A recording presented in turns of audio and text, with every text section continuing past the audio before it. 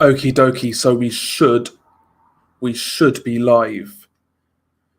What's going on, guys? Just a quick discussion of this weekend's boxing. Obviously, most notably, it is Gervonta Tank Davis versus Rolando Forrest Gump Romero. That fight's on pay-per-view in the USA, Showtime pay-per-view. Not sure what channel is getting televised on here in the UK, if any channel, to be honest. But listen, man, we all know what that fight is, really. I mean, Gervonta Davis, he should take care of Rolando Romero quite comfortably, shouldn't really have any issues with Rolly Romero. But, I mean, I'm sure we're going to get a good knockout. It'll be a good finish, but the only result I see is Tank Davis knocking Rolando Romero out, quite frankly. But that is the main fight of the weekend, as far as I know. Let me have a little look. The return of Manuel Char, for those who are interested, in Germany. I don't suppose many people are really looking out for that. But yeah, I mean, it's a bit of a quiet week in boxing, really. It's a bit of a quiet weekend. Let me have a look through the BoxRec schedule right now. Let me have a look. Yeah, honestly, it's pretty much only the Tank Davis fight this weekend. I'm not sure if anything's on tonight. Let me have a look. Not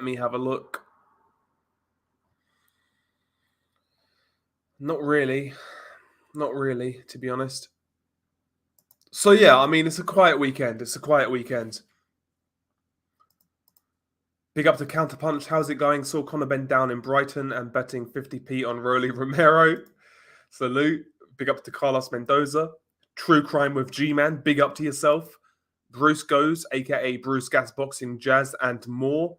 By the way, check these guys out. True Crime with G-Man, also G-Man Boxing, and Bruce Goes. Check out these guys, man. Currently hiding in the toilet at work. How you doing, Del? I'm not doing too bad, mate. I'm not doing too bad. It's been a really long week, to be honest. Been away with work a couple of days this week. But yeah, I mean, it's been all right. It's been all right, but I feel like this week I've had no time to myself, kind of thing. It's been really hard to get shit done outside of work, which is always a problem. But yeah, it's one of those. Bank holiday coming up next weekend, though. 2-day bank holiday, so I can't really complain too much. So once Ortiz beats Avanesian, Hearn will say that Conor would have done the same thing. No point taking it. Yeah, you know the score, G-Man. You know the score. But in all seriousness, that's a good fight for Virgil Ortiz. I'm happy with that. I was disappointed that Virgil pulled out earlier this year against Michael McKinson. It feels like Virgil, as good as he is, he's not really built on that momentum he gained last year, where everybody was talking about him. Like right now, nobody's talking about Virgil. So that's a good fight to come back to. It's a fight of consequence. So I like that fight. Big up to Jiho Park, salute. Boxing hype, King Alan Babbage. Listen, man, Alan Babbage is on a pathway to getting knocked the fuck out, honestly. I personally believe, what's his face? Oscar Rivas. I think he'll beat Alan Babbage. I think he'll knock him out. Ralph Unreal. Big up to Ralph. Manuel Char has the best win in the heavyweight division. A 19-0 Christopher Lovejoy. Facts. Good card announced today. Jason Cunningham versus Zolane Tete. Okay. And Callum Johnson versus Igor Mikhalkin. Now, that's a good fight, Lee. Zolane Tete versus Jason Cunningham. Tete, he was looking like a real good world champion for a short period of time. But yeah, I mean, that was at bantamweight, I believe, right? But then he lost to Casemiro, and he's not really been seen since. So what does Tete have right now? Who I've got no idea, but it's a good fight for Jason Cunningham. And Callum Johnson versus Igor Mikhalkin's a solid scrap as well. Mikhalkin has been a pretty solid European-level light heavyweight. And as far as I'm concerned, Callum Johnson's not looked good for a long time. So that's a competitive fight. That's a very competitive fight. I can see Callum Johnson losing that fight. I really can.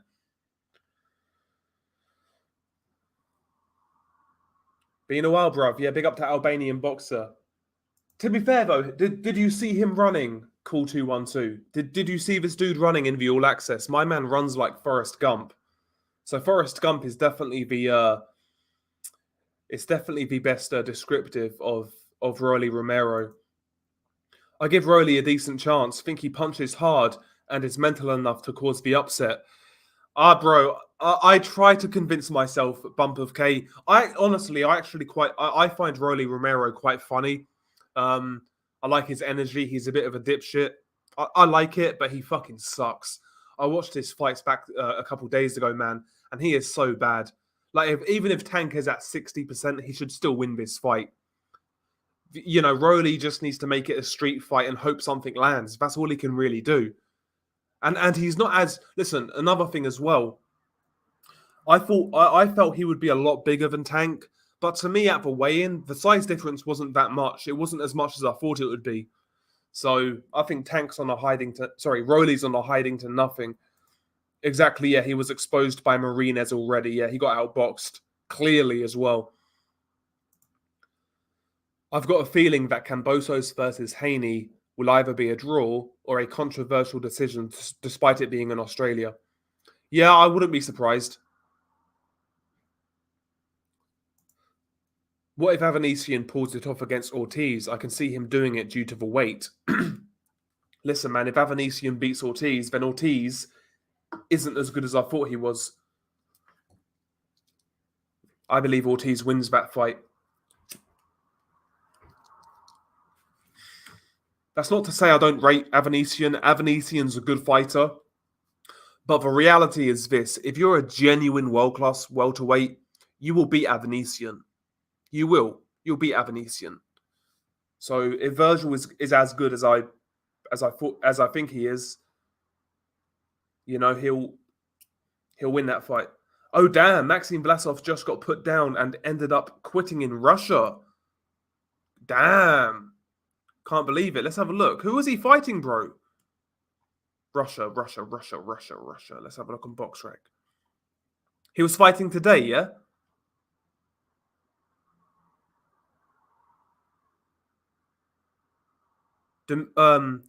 Dilmurod Satyabaladiev.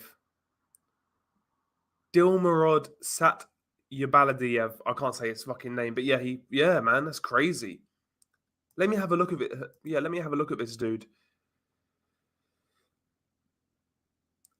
Damn, that's a bad look because this guy lost to Sorokin at super middleweight. Damn. There you go. Goes to show. It's crazy.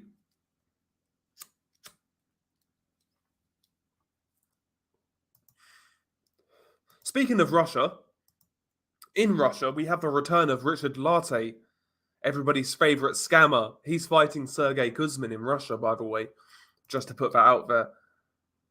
Who's the biggest bum in boxing? Dave Allen, I would say. He's the one who offends me the most anyway. There's bigger bums than Dave Allen. We need to see Joe Joyce versus Manuel Char. If Joyce wins, he pulls off an outworldly flip. And if Char wins, Char pulls off another stud of a cartwheel. Facts. Exactly, G-Man. Alan Babbage is what he is. He's going to be in fun fights, but eventually somebody's going to take advantage of that aggression, those defensive lapses which he displays every single round in which he fights. I mean, look at the last fight with the Adam Bolski. I mean, he was getting caught coming in far too regularly, got dropped early on, got hurt in round 9.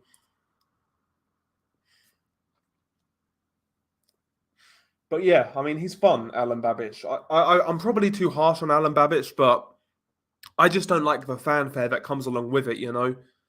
But there you go. That's just me. Maybe I'm a spoil sport. I don't know. Maybe I'm just fucking miserable. That could be that could be the case, you know. I could be just fucking miserable. But yeah, Alan Babbage is good fun.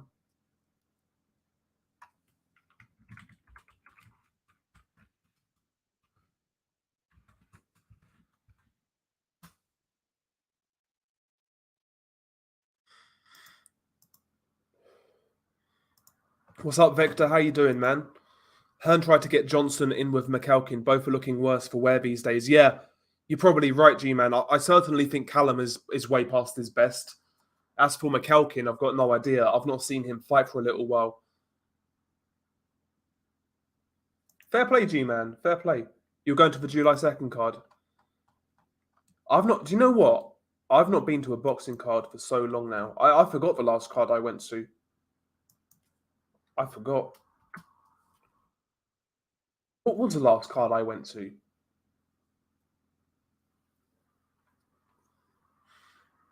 It's been years. Like, it's literally been years. So I've got no idea. I've got no idea.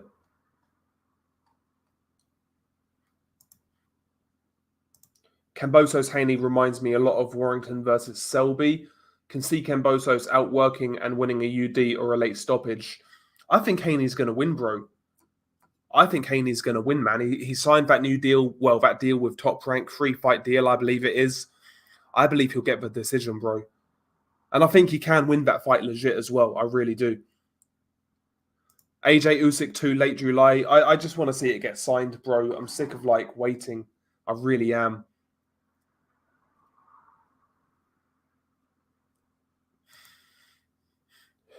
Yeah, man. I mean, he's getting on, though, Vlasov. He's had a lot of fights.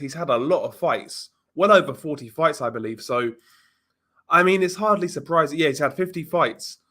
35 years old. I mean, this is the time now. This is the time where the wheels fall off, right? So, you know, I mean, I'm surprised, but, you know, Vlasov is done now. He can't come back from that.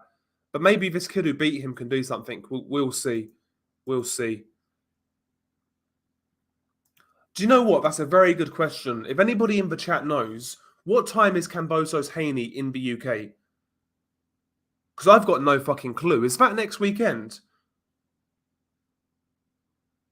I think it's next weekend, but no idea what time. So if anybody could feel free to share that, that'd be amazing. He's awful, no skill, and has the worst technique I've ever seen. You're talking about Alan Babish?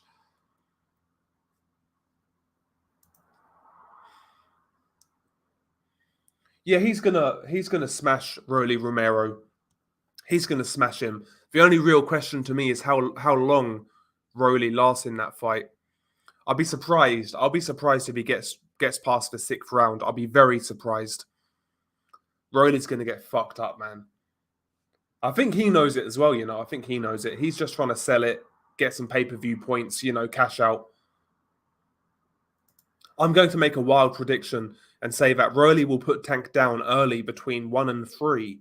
I still have Tank by stoppage, though, between 6 and 8. Bro, I think, listen, man, when it comes to these sort of fights, when it comes to a big-name fighter fighting this sort of fight, I think we kind of convince ourselves that the upset can happen. I literally went back and watched some Rolly Romero fights, bro. It's not happening. It's not happening. I can't see Rolly having any real success in that fight. If he does, then we really have to question Tank Davis. You know, it's not a case of Rolly being underestimated or better than we expected. No, the footage is out there with Rolly Romero. He is bad. He is bad. Like, honestly, would anybody pick Rolly Romero to beat Richard Comey? I wouldn't. He's getting knocked out in that fight. I mean, Rolly Romero, the guy, I think he's terrible, honestly. I really do. I find him funny. I hope he gets paid, but I think he's awful.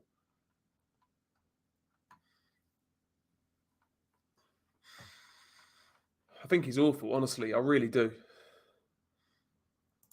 The way Ben avoided Avanesian, you'd think he was a prime Don Curry. Yeah, man. I mean, listen, with Conor Benn, I think the proving ground is his next fight. If you fight somebody decent next, I'll ease off. That's all I'm asking for, you know, just a decent opponent. I'm not asking Conor Benn to fucking fight Giron Ennis, you know. I mean, they're talking about Jose Ramirez. If that fight happens, I'll be more than pleased. You know. What day is it? Cool 212. Is that this week? No, that's not this week. Surely. Please don't tell me it's this week coming up, Because I've not fucking booked it off. Please don't tell me it's this week. Have I fucked up? Have I fucked up?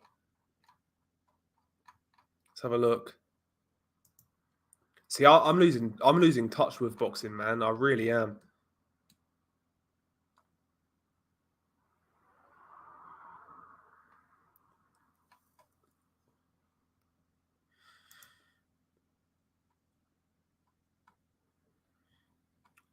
I think it's the week after. I think I might have I think I might be all right. I think I might be all right. Yeah, I'm shocked he lost. I'll be honest, bro. I'll be honest. I never knew he was fighting Maxime Vlasov. I never knew he was fighting. I wouldn't mind seeing Rivas versus Babic. Babic would get leveled, but it would at least be entertaining. Yeah, but it's not like Rivas is doing much these days, so why not? Yeah, it makes sense, man. It makes sense. Because one thing about about Rivas is he can be outworked. His output is pretty low, but he does hit hard and he's got good timing, good speed. So, yeah, Babic will make it entertaining, but I just think he'll walk onto a big shot and get knocked out. Yeah, that's his first stoppage loss. Yeah, I mean he went the distance at cruiserweight against the likes of Golovkin. So the guy's tough, man. But obviously he's won too many miles. Shit happens. The guy he fought was a domestic Russian fighter. Yeah, I can't say his name, bro. He lost to Dilmarod Satya Baldiev. Yeah, Dilmarod Satya Baldiev. There you go. Top draw pronunciation. Big up to Jeff Lucietta. Salute. Yeah, Larty's taken a few dives. Yeah, but he'll get wheeled out again, G-Man. He'll get wheeled out soon. I'm surprised it's not happened already. Clive Tildesley all day long, twice on Sundays. Brandon, much better commentator. Martin Tyler, listening to him is like listening to a fucking funeral parlor, honestly. He's been terrible the last few years. He used to be really good, but he's shit now, Martin Tyler. Clive Tildesley all day long. All day long. And Solskjaer has won it. That's my favourite line. Conor Ben ducked Avanesian, not himself. I know Conor will fight him tomorrow, but Haney's protecting him a lot. You might be right. You might be right. Yeah, I'll get you, G-Man. Yeah, 3 years since the last time I went to boxing. 4 years since a big card. Badly needed, mate, after the last year. Yeah, the last year or so has been shit. It's been really shit. Oh, Joe Joyce is on the undercard of Cunningham versus Tete. Okay, cool. Yeah, because Joseph Parker is delaying it because Andy Lee, his trainer's having a child. But yeah, Joe Joyce having a tune-up fight. I went to a card in Glasgow not so long ago, seen my mate Willie Lamond and his son win, but a lad I know lost to a journeyman. He just wasn't fit and training enough. Yeah, that's the thing. Hrgovic ruins him, bro. Hrgovic ruins Babic. He really does. I don't think he's competitive. Oh, I'd rather have a generational chin because it allows you to box more comfortably. Therefore, you become a better boxer, like Roger Mayweather said about Chavez's chin, and that's what made him so great. Yeah, I asked that question on your stream the other day, Gonzalo. Yeah, I think I'd rather have a generational. If I could have one attribute, I'd probably say having like a fucking generational type chin, like a Chavez. Either that or just like mad stamina, one of the two. But Chavez, apparently Chavez, his skull was thicker than the average person. Like they done some stuff. I think it was Chavez, where they done like the doctor told him his skull was thicker than the average person. I think it might have been Chavez. I'm sure it was. But he was blessed, man. He was blessed. So yeah, Vlasov got put down in round 4 with a left hook to the body, spat the mouthpiece out, got up at like the count of 8, survived, and round 6 there was a nasty headbutt. Vlasov reacted poorly and he quit. Okay. Surprise him. You went to the Shannon Courtney last fight, big up Del. You're a fucking devil, man, BG London. You're a fucking devil. I love that Babbage was willing to die for a WBC belt at Bridgerweight, a silver belt, yeah. Joshua Buatsi is overrated. I'd like to see him fight my fellow countryman, Robin Krasniki. Yeah, Krasniki, I mean, I think he'll beat Krasniki, to be honest, quite comfortably. If I was managing Babbage, if I was managing Buatsi, maybe a Jean Pascal fight. I would say Jean Pascal. I think based on what I saw in that Craig Richards fight, I don't think he's ready for Dimitri Bivol. If I was managing Buatsi, I would say Jean Pascal. That's who I would have him fight, personally.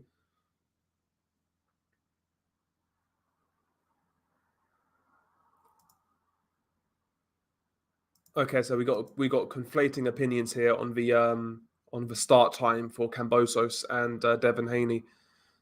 11 a.m., 4 to 5 a.m. That's a big jump. Big up to yourself, President King Slimby. Salute. Disturbed Reality Gang in the house. Salute. I don't think he will, Nate. If he lasts the distance, I'll give him a lot of credit. I can't see it. Yeah, I was saying this earlier, G-Man. I wonder whether it's going to be on YouTube again for us UK fans. Because PBC, the last couple of cards, they've put them free on YouTube, which has been really fucking good, man. I don't think they'll do that, though, with a pay-per-view because of, like, people can get round it with a VPN. So I don't think they'll put it on YouTube, to be honest. I don't think they will. Oh, yeah, Christ. That's the weirdest fight I've seen this year, man. On the undercard of Tank versus Romero, fucking Erislandi Lara versus Spike O'Sullivan. Yeah, I mean, Jesus Christ. I mean, how does Spike O'Sullivan still get fights of consequence? Let's be honest. I mean, he's one of those guys in boxing where his face just fits and he gets certain fights, but that's what's shit about boxing at the same time. Certain guys, you know, they can't get these fights, but Spike O'Sullivan gets so many opportunities based on nothing. What's he done? Absolutely nothing. All he's got is a fancy little mustache and a bald head. And that's how he gets fights, basically. He's got a little unique look he's got going on. Garbage. I'm not sure what she looks like, to be honest, Floyd's daughter. So I can't really comment. Can't really comment. You know what I mean? You know what I mean?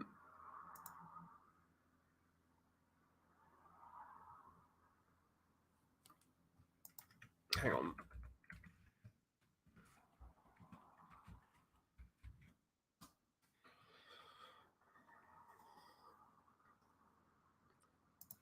Hopefully we see Liam Williams versus Felix Cash next, as both have fights soon but are yet to be announced. If Liam is at his best, he'll win by KO. Yeah, that'll be a really good domestic fight, Lee. That'll be a really good domestic fight. Neither guy's chin is like stellar, so given how both guys fight, it'd be really entertaining. I'm not sure how I would go on that fight, to be honest. Remember when people were saying Cambosos was bad? Yeah. To be fair, though, I really underestimated him going into that Teofimo Lopez fight. Having said that, I do think that fight flatters him a bit. I don't think Teofimo was at his best. I really don't. But, you know, it happened. It happened the way it did. So we'll see what Cambosos brings to the table next weekend against Devin Haney. Very, very interesting fight. I'm looking forward to it, actually. One thing I will say, though, doesn't seem to have much hype at all. Devin Haney versus George Cambosos. Doesn't seem to have much hype. I mean, I forgot about it as well, to be honest. I was going to say this on Twitter, and I forgot to tweet it, Kevin. Maxi Hughes is better than Rolly Romero. Yeah, exactly. Would Rolly Romero beat Maxi Hughes? I'm not so sure about it. I'm really not. And Maxi Hughes is what? I'd say he's European level. To be kind, European level.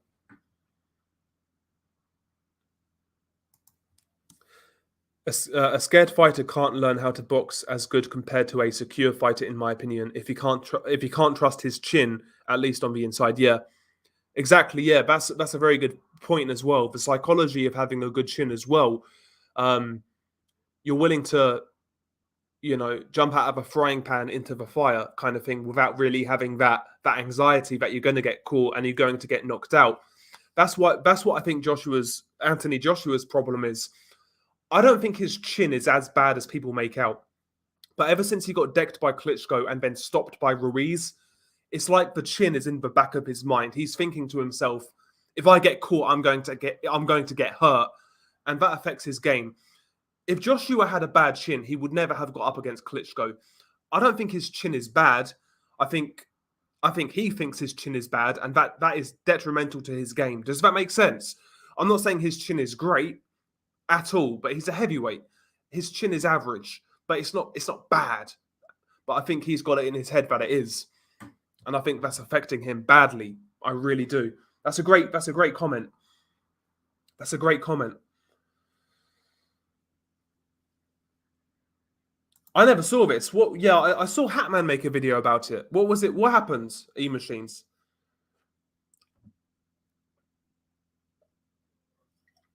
Apparently, he went off on college students or something. I'm not sure, but yeah, Spike versus Lara is a bizarre one. Like Spike, he's cool, but his coach is an NPC normie, so can't root for him. I get you. I get you, man.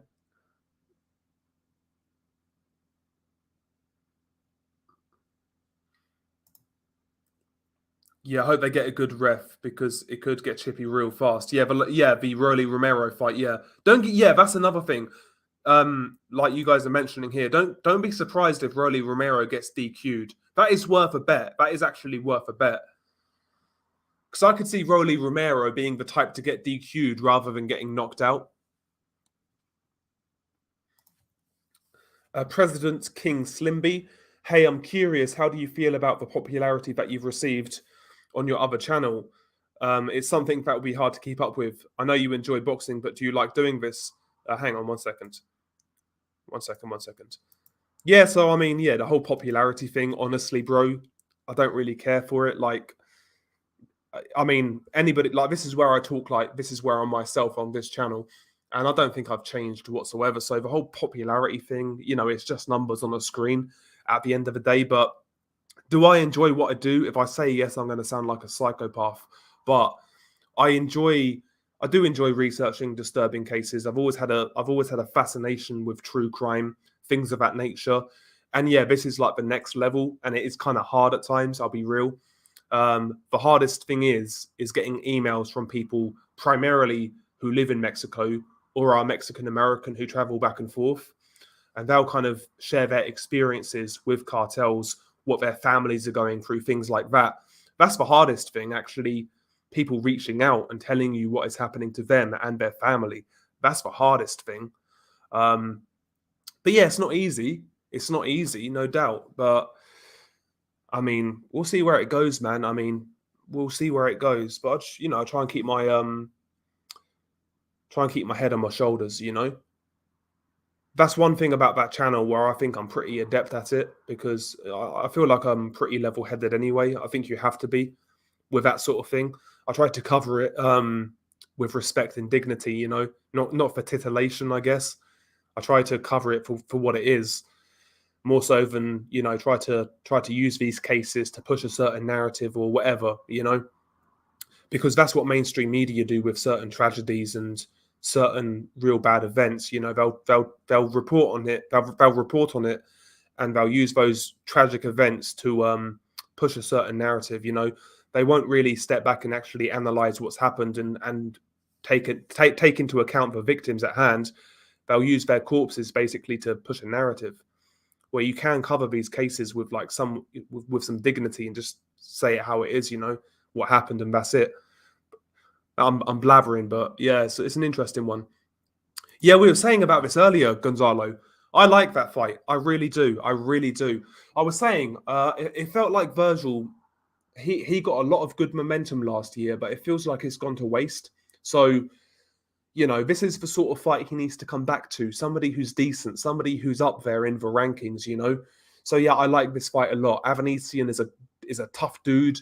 good come forward fighter, nice lead hand control on the front foot, applies good pressure, can vary it up from body to head, non-stop, good gas tank, etc., decent power. So, yeah, I think this will be a good little test for Virgil. But I think Virgil comes through it. I really do. I think he'll come through it. It's a good fight, though. It's going to be fan friendly. So I'm all for it. I hope so, BG London. I hope so, man.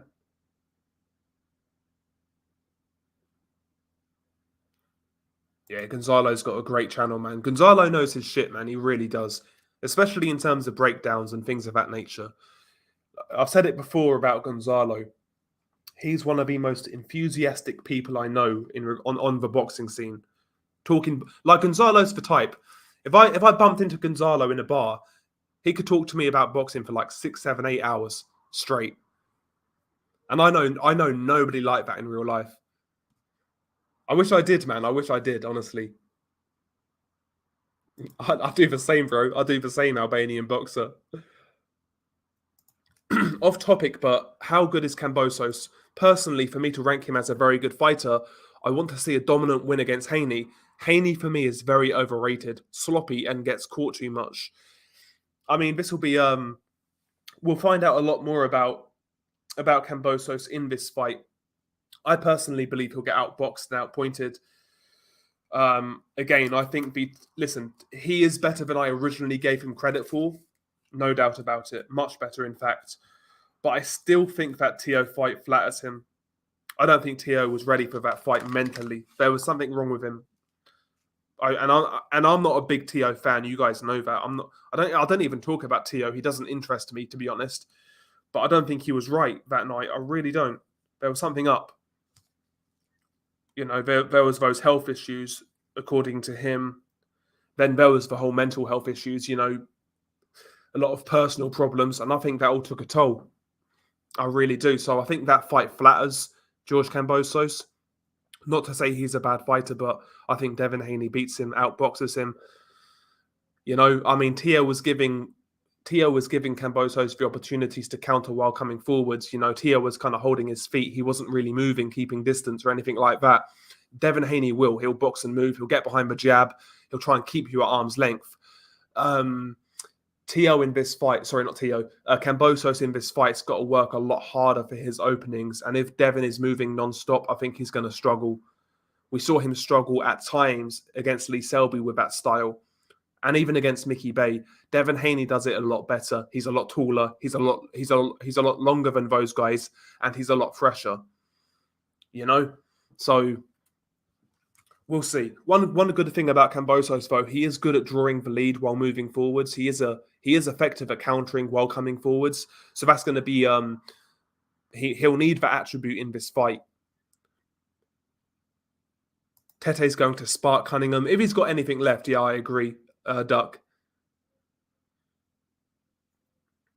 Oh, you went to the Babic-Bolski fight. Interesting.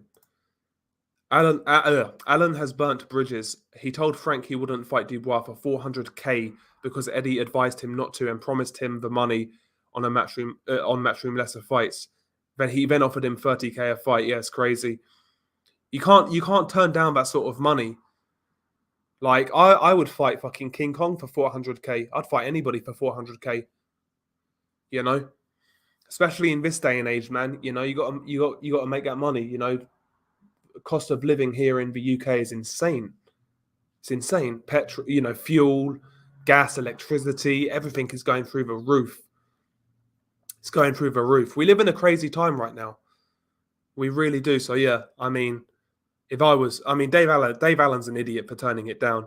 We can blame it on Eddie Hearn, but yeah, Dave's an idiot, man.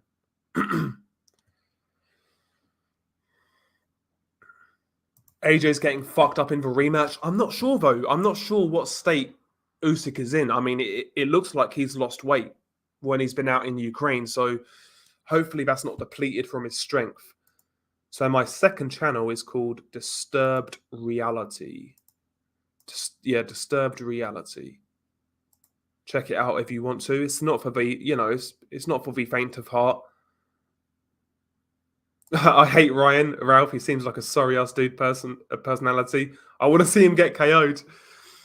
Ryan Garcia is a weird one for me, Gonzalo, because I get you. I'm like you as a person. Like he's the last sort of person I would want to hang around with. But I do actually like watching him fight. I'm not going to lie. I do find him exciting. He's got a lot of good raw physical attributes.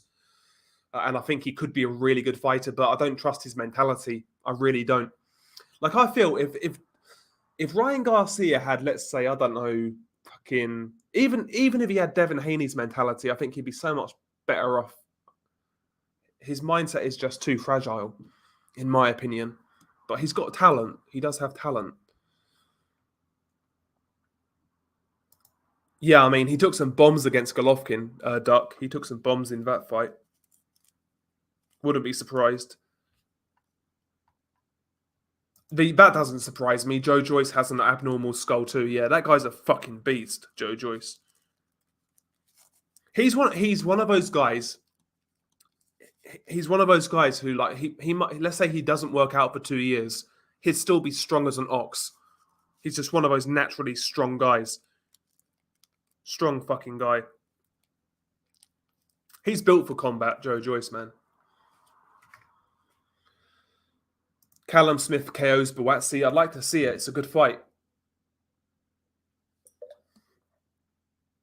Bouatsi's good, but I don't think he's that good. Like Bouatsi does have some good inside game, especially for a British fighter. Something we lack, in British boxing is inside fighters. Bouatsi's got good skills on the inside, but on the outside, man, his defense is questionable. His positioning of his lead hand is questionable. His guard is dodgy, susceptible to straight punches. Again, I think against a B-roll, he's going to get schooled. I really do.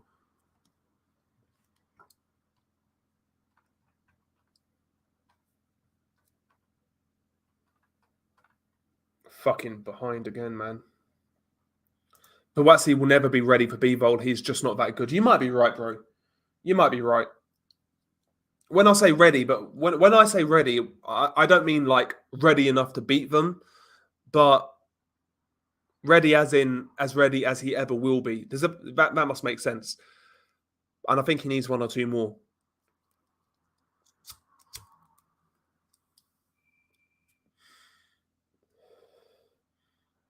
Hi, Del. Am I still your favorite interviewer? As of right now, yeah. You could get relegated, though. I'd watch that fight, yep. Eubank Jr. versus Erislandy Lara. I'd watch that. Yeah, Spike Sullivan gets big fights based on his mustache. Yeah, basically, that's all he is, man. That's all he is. He's got a unique look. I hate Ryan Garcia, Ralph. I want to see him get KO'd. He seems like he's... yeah. Yeah, Gonzalo, to his credit, I know he doesn't like Ryan Garcia.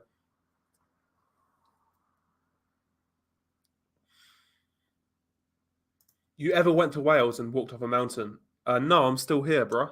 I'm still here. Nah. I've been to Wales, though. Wales is actually all right. It's not too bad. The girls in Wales are fucking on it. Like, they are down for anything. Do you know what I'm saying? They are down for anything. In the valleys, you know what I mean? They are down for anything. So, big up to the Welsh ladies. You know? I can't say I've had a whole host of fucking experience with Welsh ladies, but the couple I have, great fun, great fun. They know how to let their hair down, you know? I remember one getting vulgar already. It's not even nighttime, but she had the biggest mouth I've ever seen, bro. Useful. She's a nice girl as well. Nice girl. You guys are terrible. Absolutely terrible. Leading me into bad ways. I really hope Devin whoops George, to be honest. I'm not really bothered, mate. I'm not really bothered, to be honest. I'm not really bothered. I mean, Devin Haney is what he is. I don't really find him that enthralling outside the ring to listen to. He's a decent boxer, but again, I'm not going to fucking cancel my plans to see him fight. Whereas George Cambosos, yeah, he's got a more entertaining style. But even his talk outside the ring, to me, he sounds very. He almost sounds Conor McGregor-esque in terms of his delivery. I don't know. There's something about it that doesn't seem authentic. I know he just beat Tio, which is a great win. He said he would, but there's something about his talk that doesn't convince me. I don't know what it is. It's too like basic bitch fucking psychology, you know, never give up and, you know, way of a warrior, all that shit. It's just like, I don't know.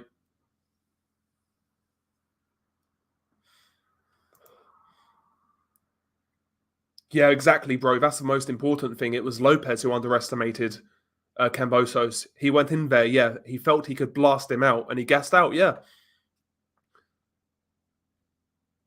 Would Maxi Hughes stop Yigit? Probably not bump of K, but like Yigit was on like 7 days' notice, you know. So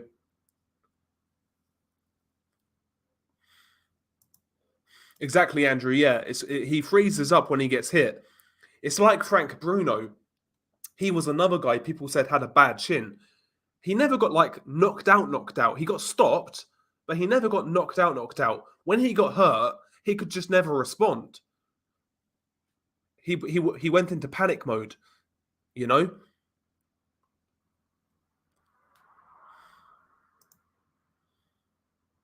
I'm going to go to Golovkin versus Canelo 3. Let's hope I don't get kidnapped by the Mexicans because I'm a girl. I'll leave you alone, man. From my experience, honestly, on the whole online thing, because of the second channel, like I've had like people from Mexico offer to send me like all sorts of like free stuff. I say no because I always I'd feel bad, but like one of my subscribers, he supports Chivas, and he said, "Oh, I'll send you a Chivas shirt and tequila," and I was like, I can't do that. But no, in all seriousness, like so many people from Mexico and Mexican Americans have helped me out so much. Like just sharing their experiences and, you know, being able to vent. So yeah, the whole cartel thing is just a bad bunch. You know, it's a minority of people, a dangerous minority, but a minority nonetheless.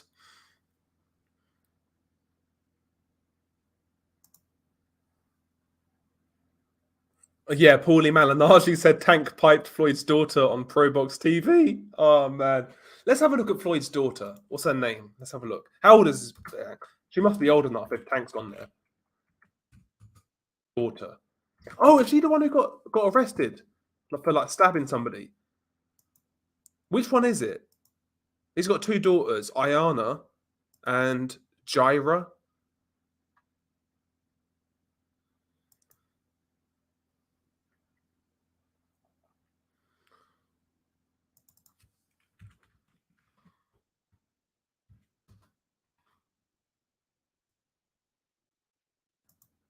She looks too much like Floyd. She looks too much like Floyd. No.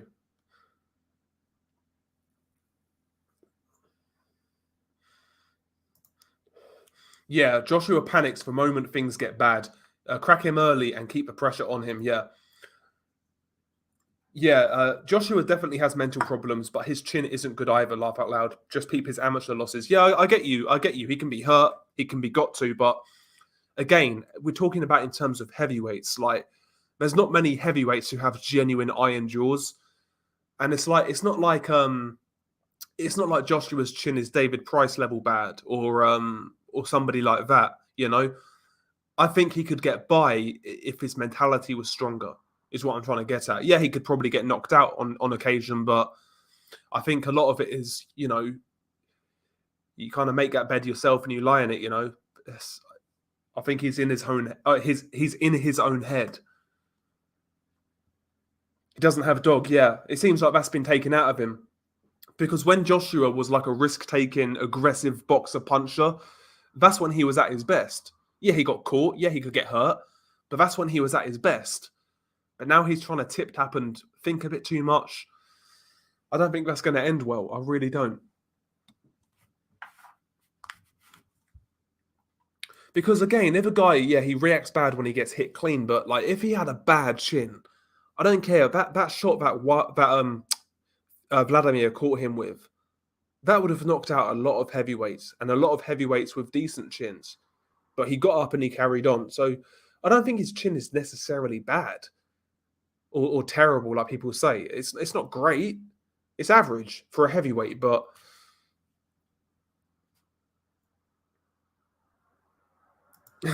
he confronted Loughborough University students who called him a bodybuilder. Then he threatened to break their glass jaw. Yeah, Joshua shouldn't be talking about glass jaws, though, because that's the narrative, isn't it? He's got a glass jaw. It's why AJ will never beat Fury. You crack Fury and he gets better. Yeah, that's the thing, though. Fury can't be. Yeah, his mentality is spot on. I don't like Tyson Fury outside the ring, quite frankly. But, when it comes to fighting in a 12-round fight, if shit goes wrong, we know Tyson Fury can come back, and he's done it more than once. We know that about Tyson Fury. That's one thing I'll give him credit for. In the event of crisis, he responds very well. He responds very well. So I've never questioned Tyson Fury's fighting instincts when he's actually fighting. It's just all the outside the ring bullshit with Tyson Fury. Doesn't fight regularly enough. And there's certain things he says that piss me off, So it's one of those. Alexander Pishukin, yeah, serial killer from Russia. Yeah, I've heard of him. I forget what his nickname was, but I've heard of him, yeah.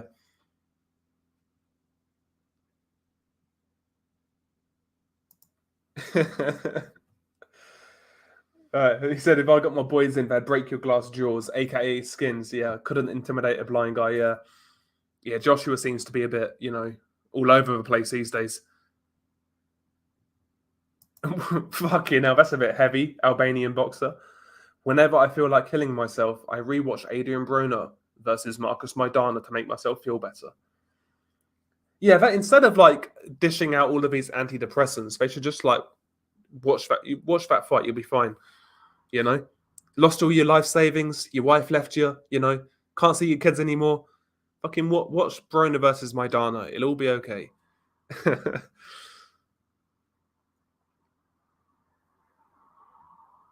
Yeah, exactly. That's how I really see it with Joshua.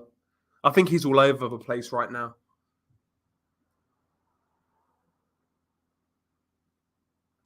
Maybe focus on creativity, but again, I would have to book the day off work. I would have to book the day off work, but potentially, yeah, potentially. If I'm around, I'll do it. I'll say that much. Vorlock, big up to Vorlock, salute. Thank you for answering my question. Wasn't sure to ask since it brings a dark mood when you seemed happy talking about boxing, which you love. So thank you. Been watching for you for 6 months. No, thank you, man. Listen, bro, I'll answer most things within reason, mate. I'll answer most things within reason. This is where I'm myself. This is where I let my hair down when I'm doing live streams on the boxing channel. This is where I can just chill because these guys know me. These guys fucking encouraged me to do a second channel. A lot of these guys in the chat. So, these are the origins of Disturbed Reality. These guys in the chat. Because I was talking about a second channel for so long before I did one. But yeah, these guys, man. Great bunch of lads in here. Mohammed Ahmed, salute to yourself, bro. Unrelated, but I'm trying to remember this disgusting robbery in Germany. I can't remember either fighter's name, but a mixed race fighter from Ireland or Britain went to fight a long reigning champion. Mixed race. Was it Robin Reed versus Sven Otke? I'm not sure whether Robin Reed is mixed race.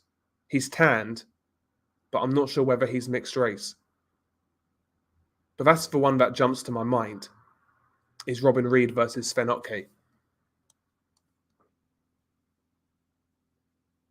I think it was Robin Reed, Sven Otke. I heard that AJ no longer has therapeutic use exemptions in the UK. I heard that Takam's team had a clause that they wanted disclosure, but instead got a deal with Matchroom and well compensated. That's very interesting. See, you're old Dar. You get all the scoops, bro. You get all the scoops. You should make a fucking boxing channel, bro. You should make a boxing channel. Just get high at your fucking kite and fucking talk about boxing. Because you know a lot of shit that a lot of people don't know. Yeah, thank you, BG London. Thank you very much. I got a couple fans, but I'm not gonna get caught out like that. I'm not gonna be like sending dick pics to some fucking chick and getting baited out, getting exposed out here on these streets. Yeah, Terry O'Connor, garbage, fat mess. Terry O'Connor. Salute to John McSmith. Big up to yourself, bro. Yo, Doe, I've got Tank within 6, probably within 4. I agree. I'll be surprised if Rowley goes beyond 6. I'll be very surprised. Very surprised. Lopez's confidence is shot now. He loses the rematch if it ever happens. Yeah. Yeah, he's another one all over the place, man. He's gone fucking crazy, accusing DAZN of setting him up and things like that. He needs to go to 140, have a couple comeback fights and see where he goes, and also needs to get a proper trainer. Worst thing he did was getting rid of Joey Gamache after that Lomachenko fight. He should have hired Joey Gamache as his main trainer and had his dad on the sidelines, because his dad is toxic. His dad is toxic. Horrible, horrible individual. I think he's worse than Angel Garcia, because I think Angel Garcia, I feel like Angel Garcia, like, when you see Angel Garcia and Danny Garcia, I feel like Angel Garcia actually loves his son. I know he's out there, he's crazy, but I always feel he loves his son. Like he's got that sort of energy. But with Tio Senior, it's like he's just living through his son. Does that make sense? It's like he's living through his son. It's just I find it really uncomfortable to see. I don't know. I don't like Tio Senior at all. I think he's a horrible piece of work. Horrible piece of work. But that's just me. I think Haney's overrated coming into this fight. He got chinned and wobbled against old Arce Linares, and Cambosos is really fast. Carries a bit of power too. I've got rounds 9 to 12 TKO. Yeah. Another thing as well is how Devin adjusts to the weight. And by the way, Devin Haney got to Australia, early this week? Maybe Monday or Tuesday? Fighting in Australia, it's a bit of a... Did he leave it a bit late going to Australia, getting over jet lag? Might have left it a bit late.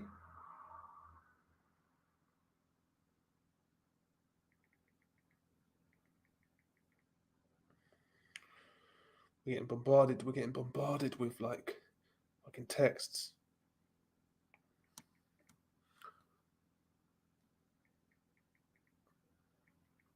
We're getting chirped up, boys. We're getting chirped up.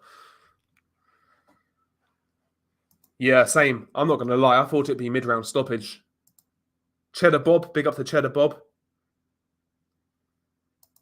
Polish people were chucking things into the ring, beating up random people, laughing my ass off. Speaking of Polish people, I was out with work this week. Had some fucking team building bullshit, bonding nonsense. I had to stay out and got a hotel. We had a free bar, So made the most of a free bar.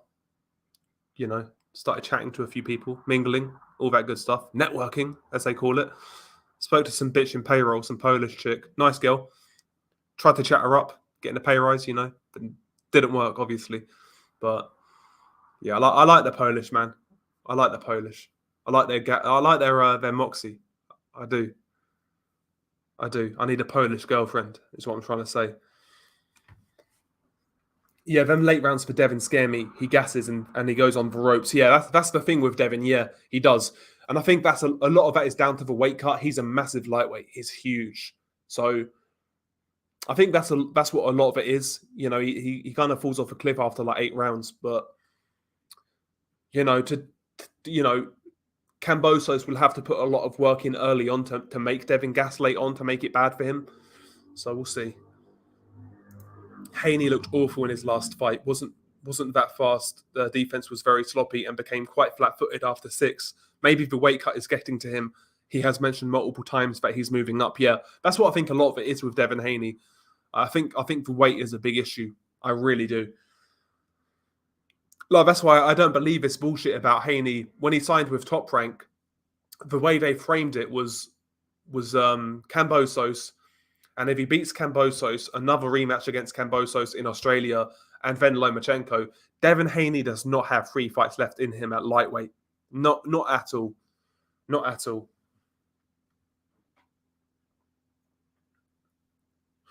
Haney is easier work for Cambosos than Tio was. Cambo's going to dust that clown off. There's a lot of people out there picking Cambosos. There's a lot of people. I feel like I'm in the minority picking Devin Haney, to be honest. Let me have a look at the odds. I will bet on Devin Haney if it's good odds. I will bet. Let's have a look. Boxing.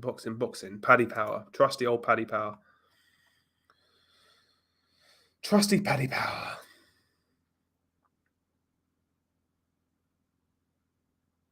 Yeah, Devin Haney is favourite. He's 8-13, whereas Cambosos is 13-10. And by the way, next weekend as well, we have a really good fight in America. Stephen Fulton versus Daniel Roman. That's a super bantamweight. That's a great fight. I've got a lot of respect for Stephen Fulton. Guy's been fighting killers, man. I felt he lost his last fight, I'll be honest, against Brandon Figueroa. But to be fair to Stephen Fulton, he's fighting guys. There's no moaning. There's no fucking around. He's fighting guys. So, listen, I'll forgive that. I felt he lost that fight against Figueroa, but listen, man, he's fighting guys. He's trying to create a legacy. So, big up to him. Big up to him. He's a real Philly fighter. Real Philly fighter. No, I didn't see it. Well, I saw a little bit on social media, but yeah, I didn't really see it. Apparently, the British Boxing Board of Control were made aware of brain issues with her back in 2018. That's a bad look.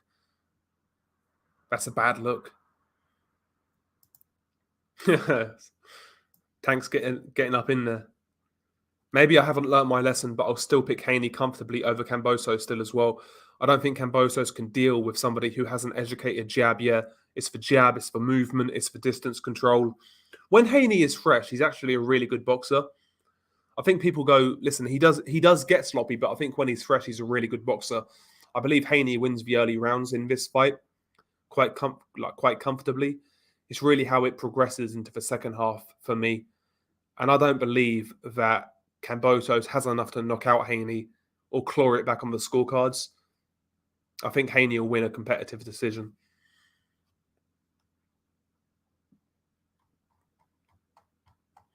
It's a good fight, though. It's a good fight. All I'm asking for is just a fair outcome, you know. Just no bullshit. And the best man will win. Yeah, Linares can punch, to be fair, and they say the last thing that leaves boxers is power, yeah. Haney definitely needs to be ready for the burst of activity and speed from Cambosos and control the distance, yeah. Exactly, yeah.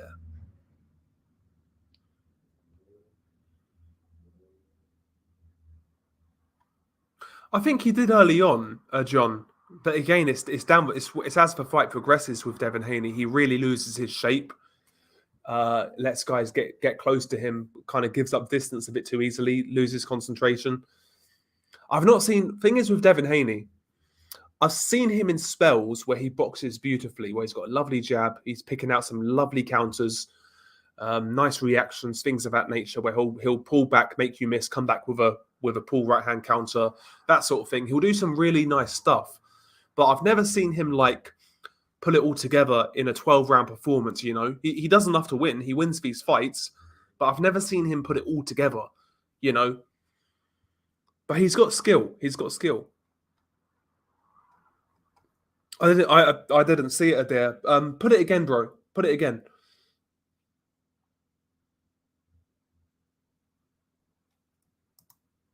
Why have I got pop-ups coming up on my computer? That's really weird. I want to do a list of the top 5 boogeymen in boxing. Joe Joyce will be on there, as well as Benavidez and Golovkin. That's a great video topic. That's a great video topic. See, I'd put my boy Sabriel Matias on there because that guy, man. That dude is like, not trying to be disrespectful, but that guy's a killer, man. That guy is good. Because he's that guy, yeah, even if you win, he's going to take something out of you. He's going to take something out of you. It's mad. See, I can imagine fighting a guy like that and catching him with my best shot, and he just keeps on coming. That must be so demoralizing. But yeah, man, I'd put Matias in there. I'd put Benavidez in there. Joe Joyce is potential. Janabek, another one. That's a good video topic, that is.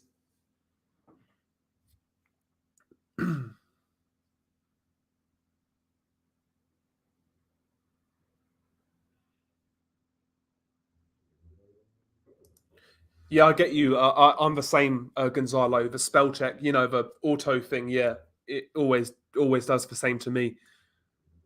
I live 5 minutes from Wales. The birds are dirty, which is fitting because the place fucking smells.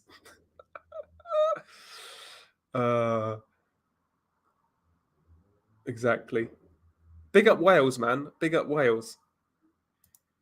If not for the war, it would have been Loma versus Cambosos. I want Cambosos to win because I'm sure he'll fight Lomachenko. That's a good shout. That's a good shout.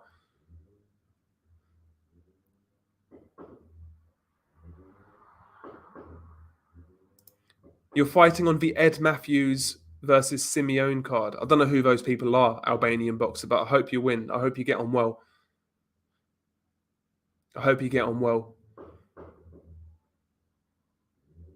Yeah, basic bitch psychology, yeah. There's some geezer outside revving his fucking car up. Some banger with some shit exhaust. It's really pissing me off. Anthony Yigit beat Sandor Martin, the guy that beat Mikey, and Romero beat Yigit. Still, to me, that doesn't really say anything about... Yeah, it's one of those things. It's like triangle theories. I mean, Yigit primarily was a 140-pounder, and he came down to 135 to fight Rolly, and he came on short notice. So I don't think you can really read into it. I mean, Rolly, one thing I will say about Rolly, I think he's a he's a strong kid, and he seems to carry some sort of power, but he's got no real discernible boxing skills to speak of, in my opinion. The only way, I can see this working out for him is if he channels his inner Ricardo Mayorga, and he's just so awkward, so aggressive that he'll just befuddle Tank like Ricardo did against Vernon Forrest, but can't really see it. Man. I hope he makes it a good fight, but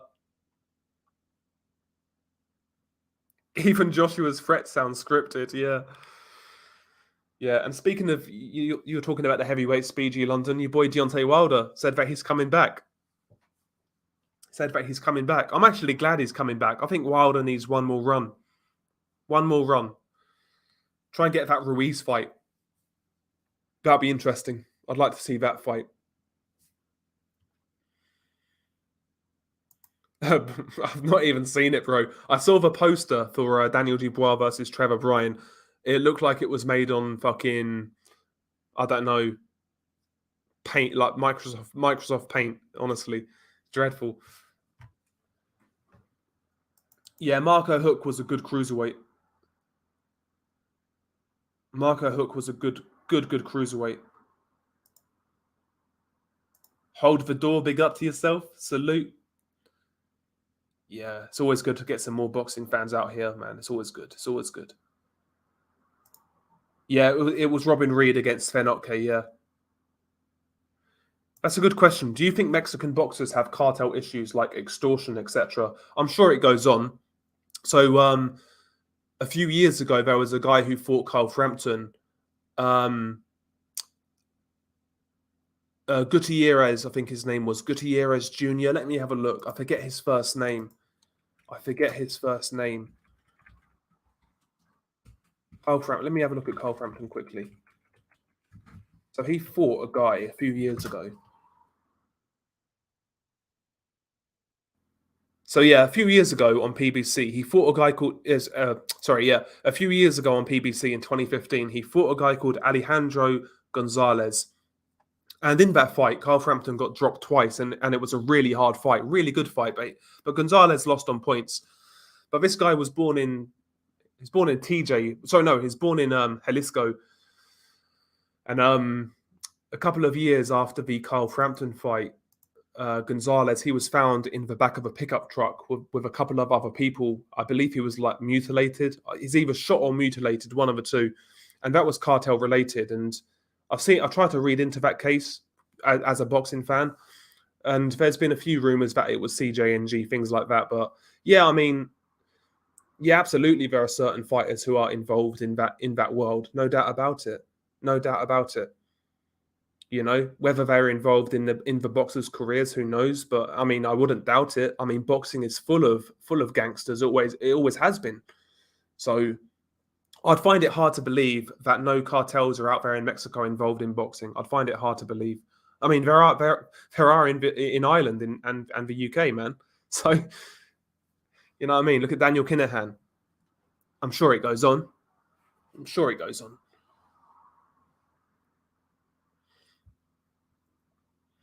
Never watched it, BG London. Never watched it.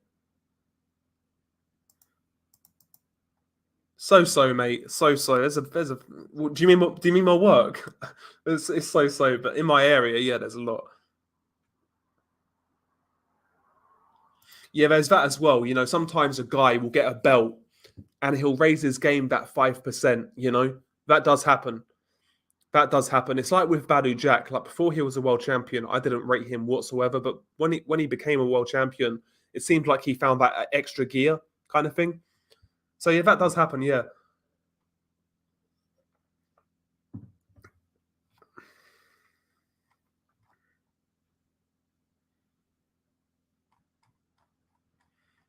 But again, the thing is though, like, a lot of people are ignoring this top rank deal with Devin Haney.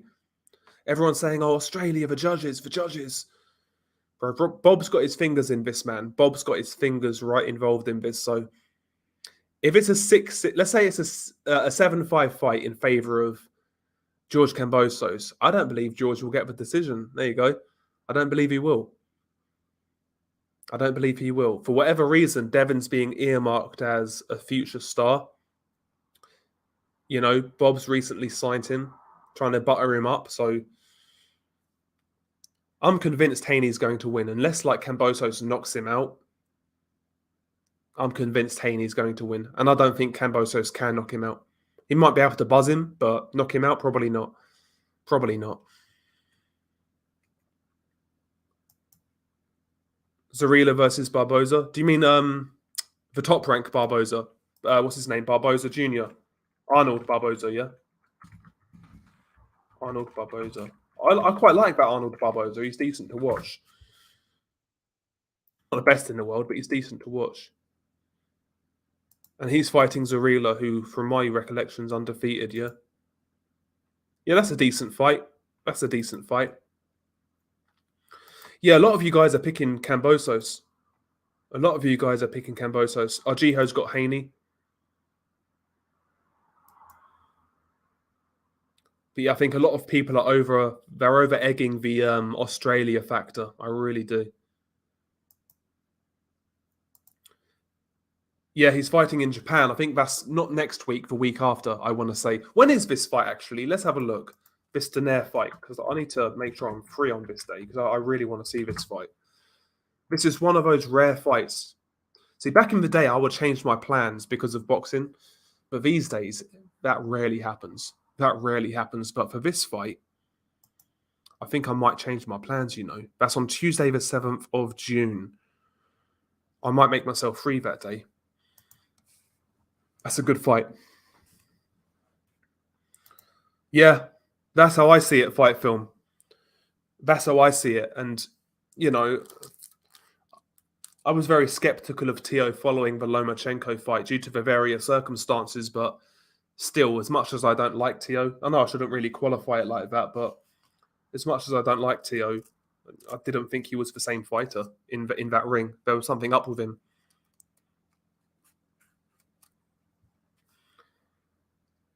In my opinion. Yeah, Janabek looks really good. Yeah, Janabek Alim Kanuli. Hopefully he gets the opportunities to prove himself. I've got Haney soundly outboxing Cambosos to a points victory. Yeah, I'd say Haney on points, 8 rounds to 4, something like that. But yeah, Janabek, man, I'm intrigued to see where he goes from here. I mean, Danny Dignam. I mean, nobody was even talking about that guy in the UK. I mean, he was a really low level fighter, but you know, he did what he needed to do against that level of guy. But now, yeah, hopefully he gets a good opponent in his next fight. But is Andrade going to fight him? We shall see. We shall see. Andrade right now is stuck between a rock and a hard place. I think we all know that Janibek is very dangerous, but again, he's not really known. And there's a growing opinion now that Zach Parker can give him a lot of issues, and he's another unknown guy. Both guys can punch. So I think he's stuck between a rock and a hard place. Andrade. I think he's overplayed his hand here. But if I was Andrade, I'd probably fight Zach Parker still. I'd fight Zach Parker. Yeah, I mean, Frank Sanchez not fought for a while. Not fought for, well, since Christmas. Oh, Frank Sanchez left Reynoso as well. Okay.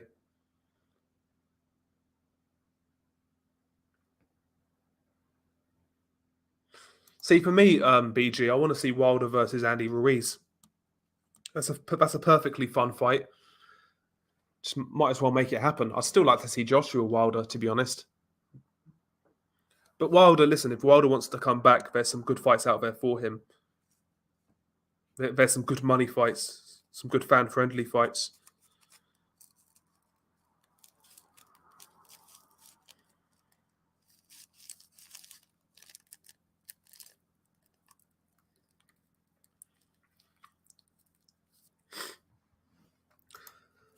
I've got a nice triangle theory. The guy that just beat Vlasov lost to Sorokin, who drew with dazzling Danny Dignam. Janibek KO Dignam in 2. There you go. There you go. Yeah, well, Thieves killed Chavez Sr.'s brother. Canelo got extorted. Morales lives in the US across the border, but his gym is in the heart of TJ. He's okay, yeah. Yeah, I mean, I'm sure they get involved, these cartel guys in Mexico. I'm sure they get involved in boxing. It happens all over. I mean, it's happened all over the world in regards to boxing in history. Whether it's the Italian mafia, the Jewish mafia, Daniel Kinahan these days. You know, you got Kadyrov, the leader of Chechnya. He got involved in boxing for a long time. He's basically a gangster. Let's be real. I mean, all of these less than scrupulous individuals get involved in boxing.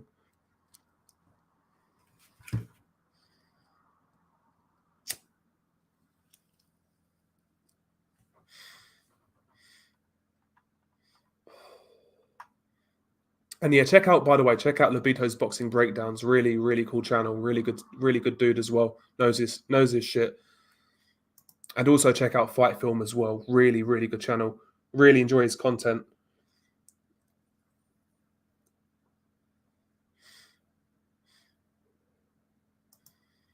Yeah, Barrera. Yeah, Guadalajara, yeah. That's Canelo country as well, yeah, Guadalajara, yeah.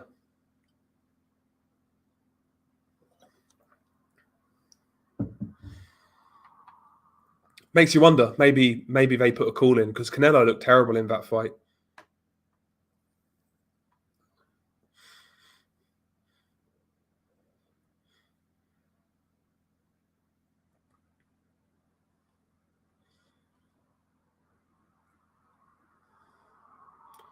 I don't see how Haney keeps George off. I mean, Lee Selby, listen, he lost that fight, but Lee Selby he wasn't exactly getting bombarded by George Cambosos. It's not like Cambosos is like a Roberto Duran, and he brings that constant pressure. Yeah, I mean, he's a tricky front foot fighter who can counter while moving forwards, but I mean, he's not exactly Duran.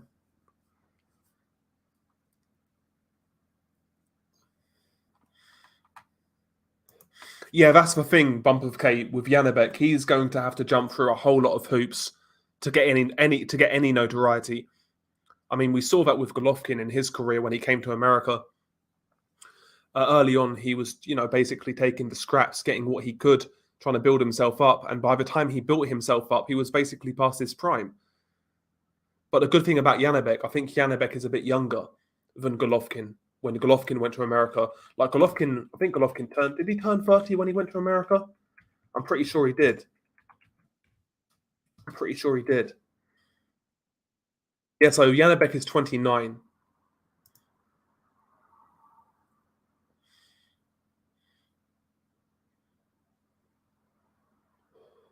Yeah, that's a good shout as well, Duck. Yeah, with fighters getting better once they win the title. Yeah, Warrington, yeah, had a very close fight with Kiko before becoming a champion. Didn't think much of him. Then handily beat Selby. Yeah, thought maybe it was a fluke. Then he beat Frampton. Yeah, exactly. Yeah, Janabek. Yeah, he's going to have a hard time. He already is having a hard time finding fights. Munguia didn't want to fight him. Andrade didn't want to fight him. So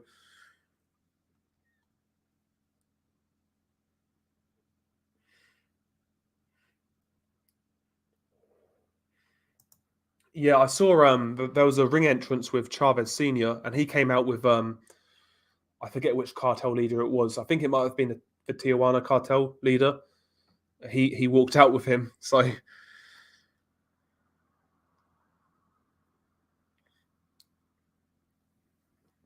it goes on. There's no doubt about it. I always found that Canelo situation very strange with his brother. I always found that very strange.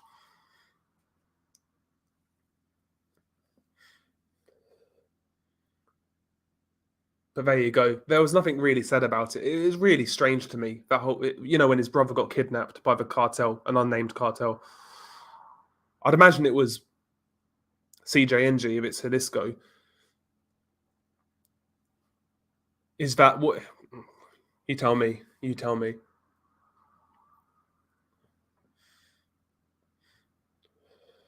Yeah, Janabek has no in-house fights to make too. Off the top of my head, Top Rank has Murata at middleweight. Can't think of any other notable middleweights. Yeah, well, I mean, I wouldn't be against the Murata fight. Murata's 35 now, coming off a loss to Golovkin. If he wants to make another run, he needs to fight somebody good. So why not have Murata fight Janabek?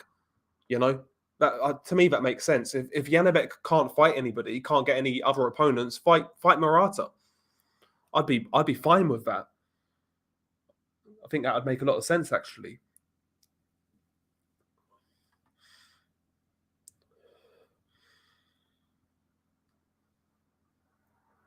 I'm yet to see it. I'm yet to see it. I need to see his last couple of videos, actually. Yeah, that's how I feel as well. But we'll see. We'll see. Yeah, it was Gregor Proska because he was supposed to fight Dmitry Pirog on HBO, but Pirog pulled out because of a back injury, and Pirog was never seen again. He retired after that. It's a shame we never got that fight, Dmitry Pirog versus Gennady Golovkin. I would have favoured Golovkin in retrospect, looking back, but it would have been a really good fight. Pirog had a really interesting style. Very interesting style. If Pirog's chin was elite, I'm not sure whether it was or not, but if his chin was elite, that would have been a mad fight. That would have been a mad fight. We missed out on a lot of good fights back then with Golovkin. We missed out on a lot of good fights. Not through Golovkin's fault either. Guys ducking, and in the Pirog case, just bad luck. But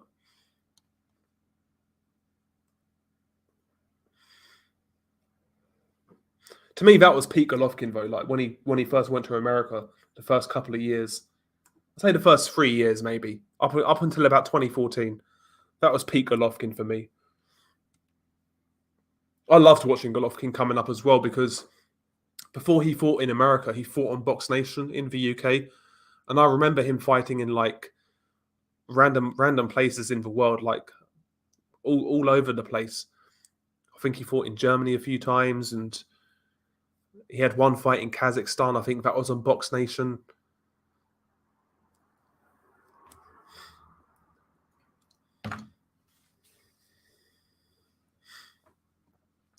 Yeah, there's that as well. Yeah, there is that as well. Bump of K. That could be a factor. Yeah.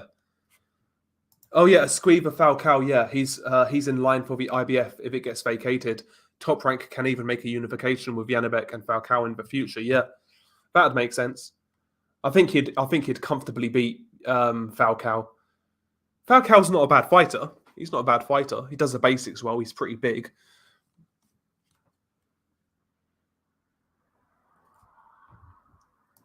Haney is the most overrated boxer currently. Maybe he's got a lot more to show, but to me, he's weak at the weight and should move up. Yeah, most overrated. Honestly, I'd probably put Tank above him in terms of like being overrated. I'd probably put Tank above him.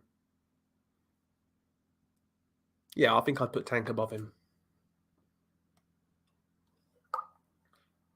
I mean, it depends on what you think's overrated. Like, I know I'll probably get hate for it, but I kind of think Terence Crawford's overrated, considering how where the boxing industry puts him. I think Terence Crawford's overrated, but like overrated doesn't mean they're a bad fighter or not world class. Doesn't mean that, but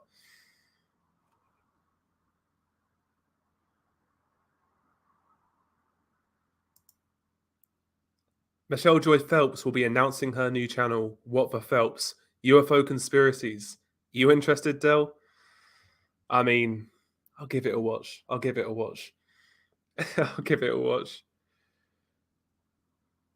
I don't get the hate for Michelle Joy Phelps. I think she's a terrible interviewer, but you know, I'd listen. I'd entertain Michelle Joy Phelps. Put it that way.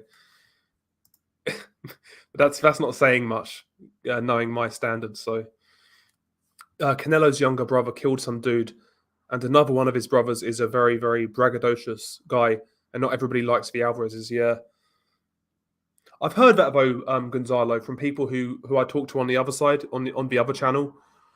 You know, primarily Mexican Americans who kind of go, you know, kind of travel from both sides of the border. But I never really knew that. But there's a lot of guys in Mexico who don't like Canelo. That's what I've been told anyway. Because you know, but the conversations come up. I get talking to people, and I always kind of bring up boxing. I always assume, I know it's bad, but I always assume, you know, they're Mexican. They probably like boxing.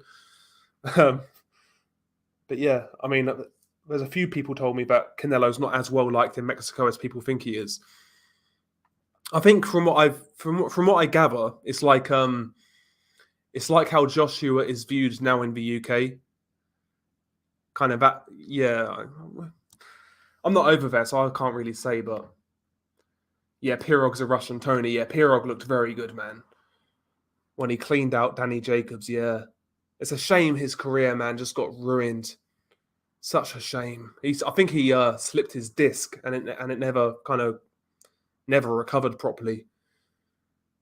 But he was good, man. Dimitri Pirog. He's one of those what ifs in boxing, you know, like Ike Ibuche, guys like that.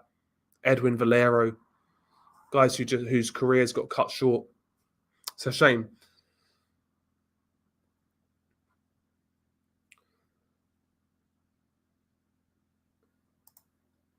What's next for Florian Marku? I'd say Chris Congo, Albanian boxer. That's what I'd go for.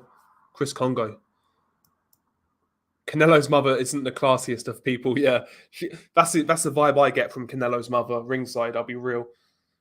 Seems like she's got a big trap, as we say here in the UK. Yeah, Cambosos got pieced up all night, hurt, knocked down, and marked up like all hell. Haney had one scare after completely dominating. Haney has to fix one mistake. George has, George's entire skill set. I don't get it. Yeah, that's what I'm saying. Like, even stylistically, I favour Devin Haney to win, legit. But even if Cambosos, let's say we think he wins a close fight, I don't think he'll get the decision. I really don't. I really don't. But I think Haney will win legit as well. I think he'll win legit. A competitive fight, but he'll win legit.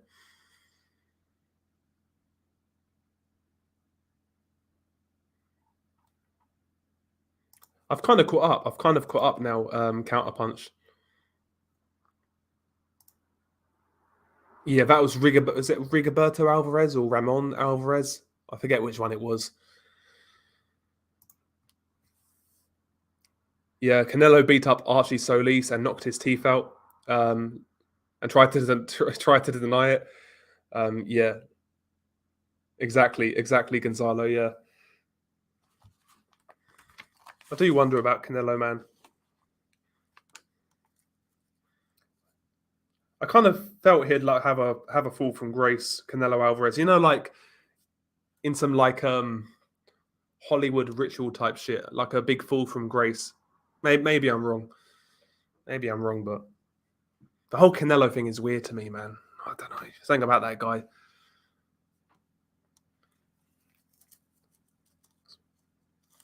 But we'll see where he goes. We'll see where he goes. Canelo's wife. I've not even seen Canelo's wife, I'll be honest. Canelo Alvarez wife. Let's have a look.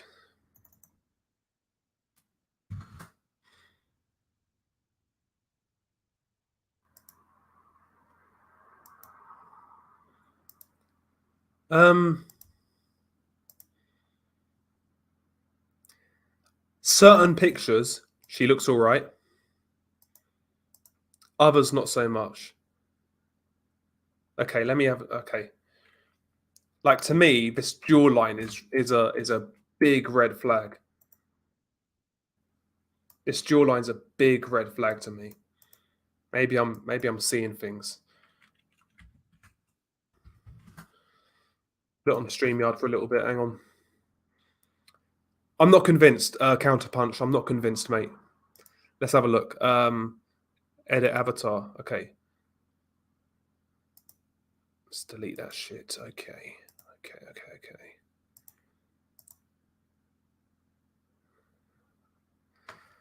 What are you saying about that jawline, though? Maybe that's just an unflattering picture. It could be. But for me, it's a no. I'll be honest.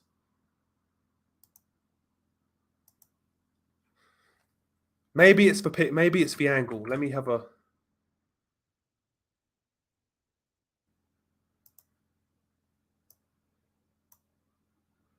That jaw's a bit rude, I'll be honest. That jaw is a bit rude.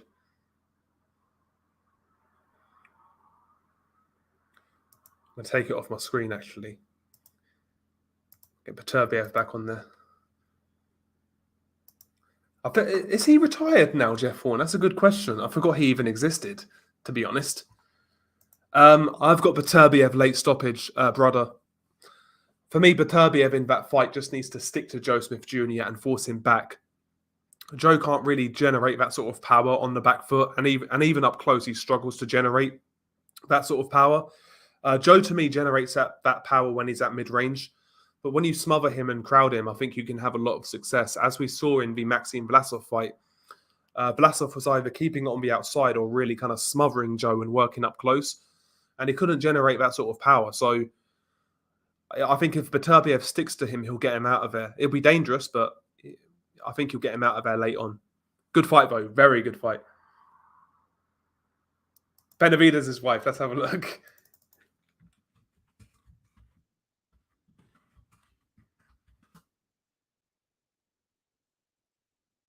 She's definitely got the blow-up doll look.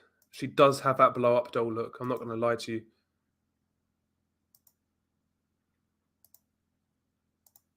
Like she's got like a little bit too much work done kind of thing. It's just like the soulless look it gives women. All that Botox and lip fillers and things like that. Just looks soulless. It does my confidence well to know I've been with better looking women than the wife of a superstar like Canelo. She looks like a conehead in that picture.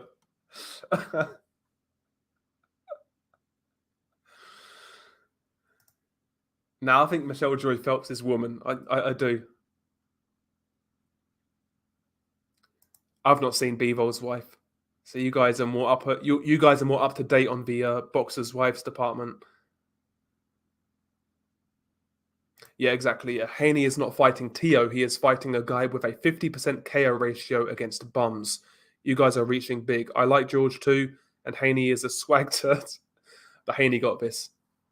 Yeah, again, I mean, I think Cambosos winning is probably better for box. Well, I think it's better for boxing. I think he'll stay at lightweight and fight the other guys. Lomachenko, for example. I think he'd stay and fight those guys, but Haney, I believe, will just move up and vacate. So, I mean, I think Cambosos winning's better for boxing. I just can't see it. I really can't see it.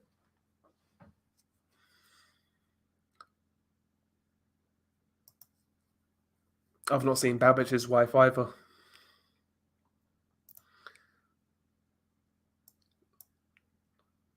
I'll have a look at that later. That's for later, Duck.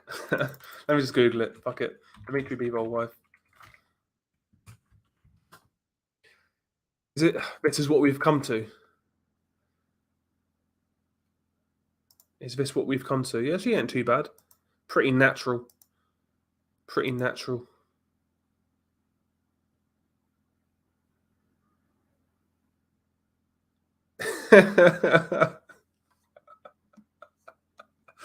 That's it. That's it.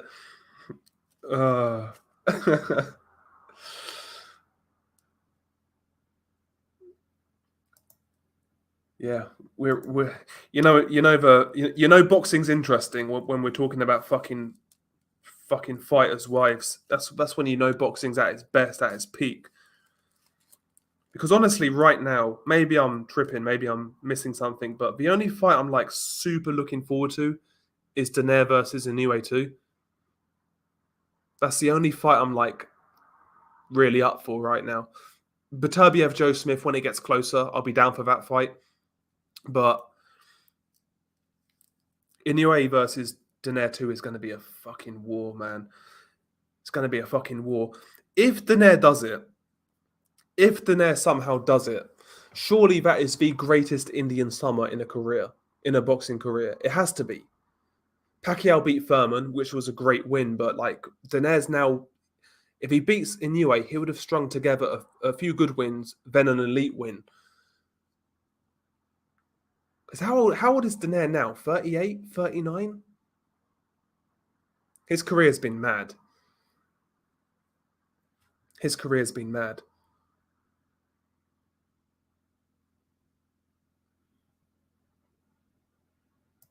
Yeah, Ray Liotta. Yeah, he just recently passed away. Yeah, Unlawful Entry. Never seen it. I've only seen Goodfellas. I'm not a big movie guy, to be honest. Not these days, anyway. I can't sit down for 2 hours and watch a movie. I just, for whatever reason, I can't do it anymore. Nothing beats Loma's sister. Yeah, good fight. That's a good fight. I like Bam Rodriguez. He looks real good. I like his style.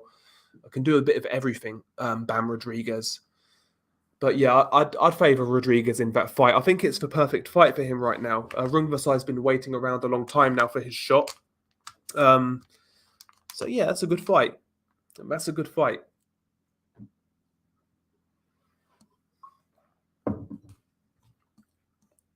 Babbage has the hottest wife, surprisingly. Let's have a look. Christ. Generating right before you, right here. Alan Babbitt's wife. I'm out here moving like an incel, just looking at random people's wives. Jesus Christ.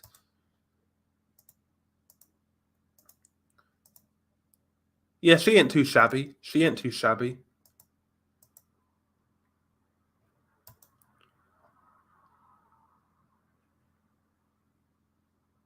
Yeah, Joe Smith, Beterbiev. Yeah, that's a good fight. Maybe there's fights I'm just forgetting about, but like for me right now, it's Inoue versus Daenerys, and then yeah, Beterbiev, Joe Smith Jr. They're the fights I'm really into right now.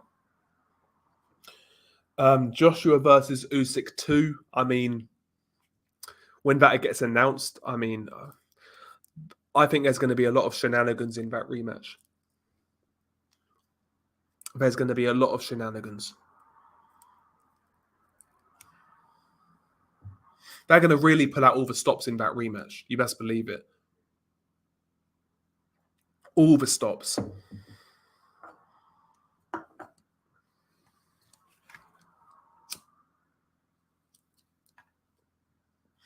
what's up, Nordic man? How you doing, mate? How you doing?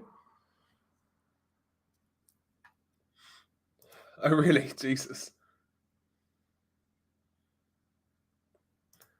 Usyk's wife is built proper. How real, natural, beautiful woman should be. Face is a 7 out of 10, but who am I to judge? Again, I'm going to have to Google it. I'm going to have to Google it.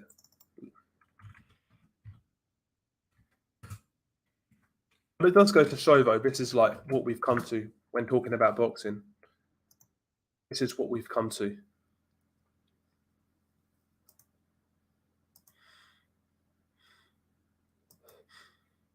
Yeah, she's not too bad, actually. She ain't too bad at all.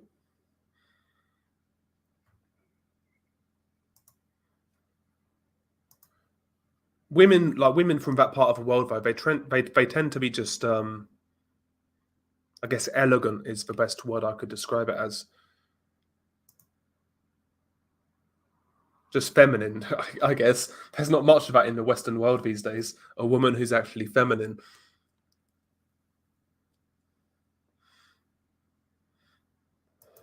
No idea, bro. I'm a tall, lanky guy myself. I'm 6'1", and I weigh like 168, 170-ish. You know, I'm a weight bully like Benavides.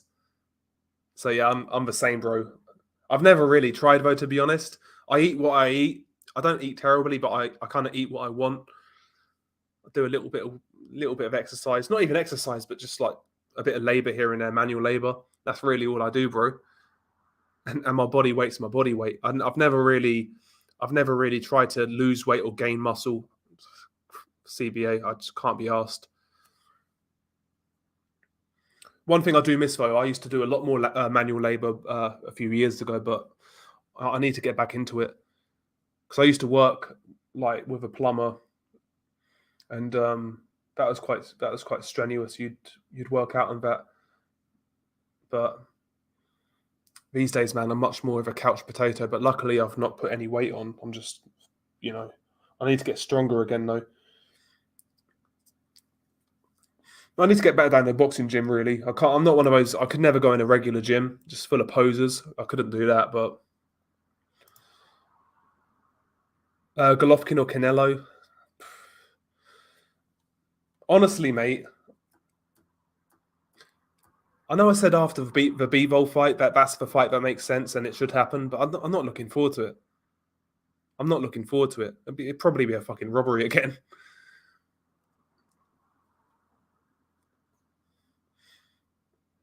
But no, in all seriousness, if Canelo's going to beat Golovkin legit, it's going to be now. It's going to be now. The 168 thing though does interest me. The fight being at 168 does interest me. I wonder how that affects Golovkin.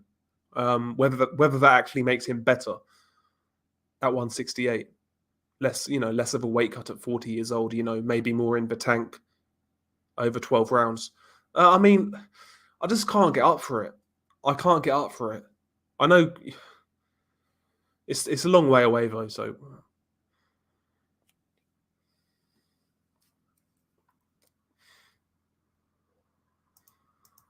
exactly, yeah. Yeah, Yard Buatsi is a good fight. See again, if boxing was run the way it was supposed to be run, we would have Yard versus Buatsi. That's a great fight. And the way Buatsi gets caught in the exchanges, I think Yard would have a punchless chance in that fight. Buatsi's work rate is far superior. He's got better technical boxing skills. His jab is far better, in my opinion. But he exchanges, he opens up a lot, and he squares up when he throws. So if Yard can time that guy on in the exchanges, he's got a chance in that fight. He really does. Adele loves Bud's women. What, Bud's woman? I remember saying on a previous live stream, if she lost weight, she'd be attractive. I shouldn't have said that. Oh, man. To gain mass, eat calorie-dense food that contains a lot of calories but isn't crazy filling, e.g. peanut butter, etc. That's another thing. I could never, if I ever get to the point in life where I'm dieting and trying to do this, that, and the other, I'd probably shoot myself, honestly. Fuck that shit, man. I enjoy food too much. I enjoy my food too much.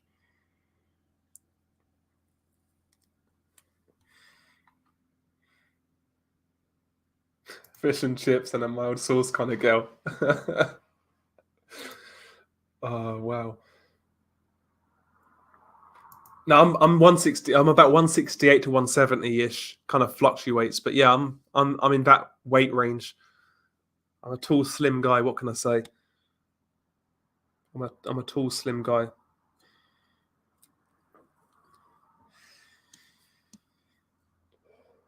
But yeah, it could be worse, man. I mean, it could be worse. Most people I see these days are fucking out of it, mate. They're filled with God knows what chemicals. Wink, wink, nudge, nudge. Overweight as fuck. I got a few bad habits, I can't lie, you know. But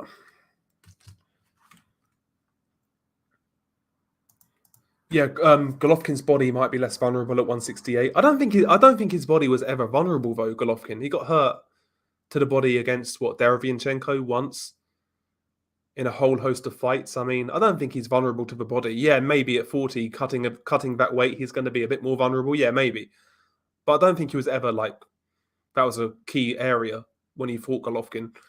Not me, at least.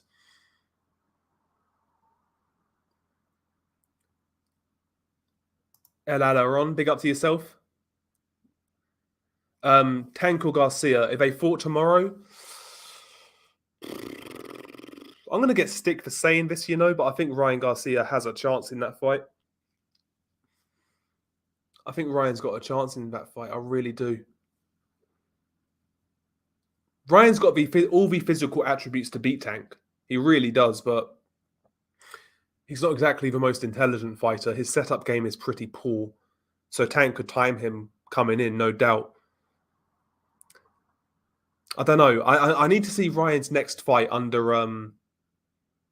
Joe Goosen. I need to see one more Ryan fight under Joe Goosen, see where he goes. But I think Ryan's got to be. I think Ryan's always had raw ability. He's a big guy for the weight. He's pretty tall. He's rangy, really good speed, explosiveness, good good reactions, decent timing. He's got all of the raw attributes. And if he had his head screwed on with the right trainer, he'd be developed into a really dangerous fighter. But with Ryan, you just can't count on his mentality, his mindset. But as much as I don't like him, I think he is talented, Ryan Garcia.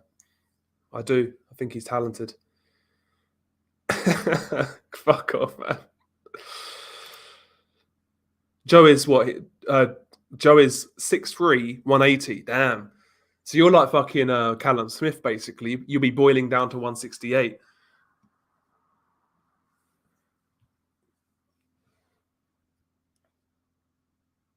Oh yeah, there was one early round where I wouldn't say again. I wouldn't say Golovkin was hurt to the body per se, but Murata was definitely targeting that midsection, and yeah, Golovkin he had to get out there a couple of times and regroup. Yeah, no doubt, but he never like doubled over or like you felt he was on the verge of going, kind of thing.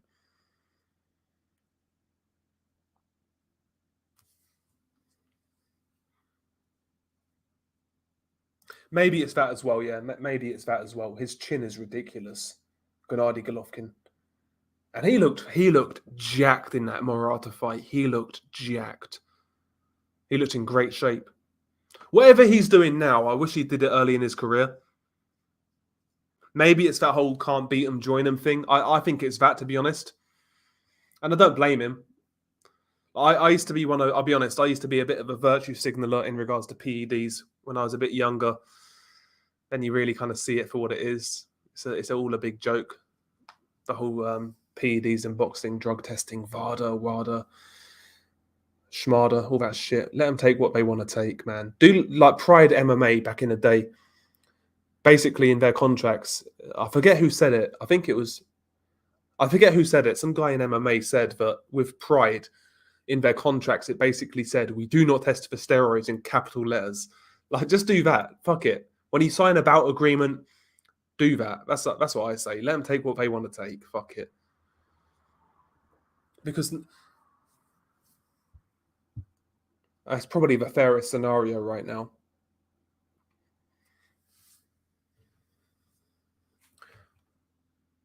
Biggest myth in boxing is Kovalev having a glass body. In all of his fights, he was never put down once to the body. But, you know, those testicle shots, Duck, those testicle shots, which, which Kenny Bayless said was body shots, you know. They was just above a belt line.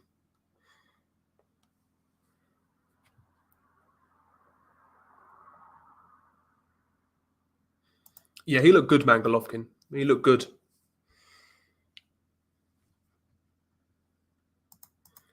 Yeah, Murata came to fight, man. But we expected that though. Anybody that I listened to talking about that fight, I think most of us expected that. Most of us expected that. Like people were trying to write that fight off. Murata was a good opponent. Uh, Hard puncher, Olympic gold medalist, fighting in Japan. Murata's a good fighter. He's decent. He's not the greatest, but he's a decent fighter.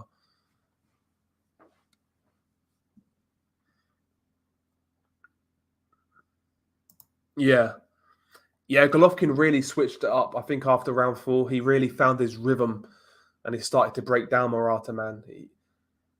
He started to show a bit more variety in his work. Like he was varying the power of his shots as that fight went on, um, throwing 2 light, then maybe 1 hard, things like that.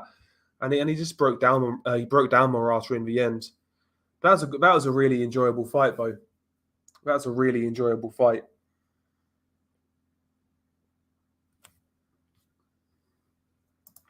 Yeah, I think a lot of people really underestimate Golovkin and undermine his ability. I know he beats Canelo. He's done it twice.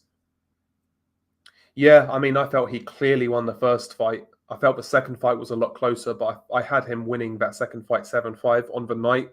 I've not rescored it since, to be honest, which is why I never really complained about the second result because I had it on the night. I had it 7-5 Golovkin, so I never saw it. I never saw it as like a robbery at the time. But a lot of people I listen to say no, Golovkin won that clearly. So I need to go back and rescore it, to be honest.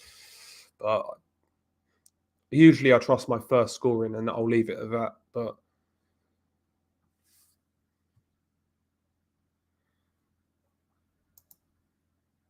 yeah, the snack guys all look massive for their weight classes. Shakur, Haney, Andrade, and Benavidez. Yeah, Benavidez is fucking huge, man. I swear he's listed at like 6 foot. Benavidez. He's not 6 foot. He's got to be more than that. Has to be more than 6 foot, surely. 6 foot and a half. He's more than that. He looks it anyway. He looks taller than me, and I'm 6'1", just a little bit above 6'1".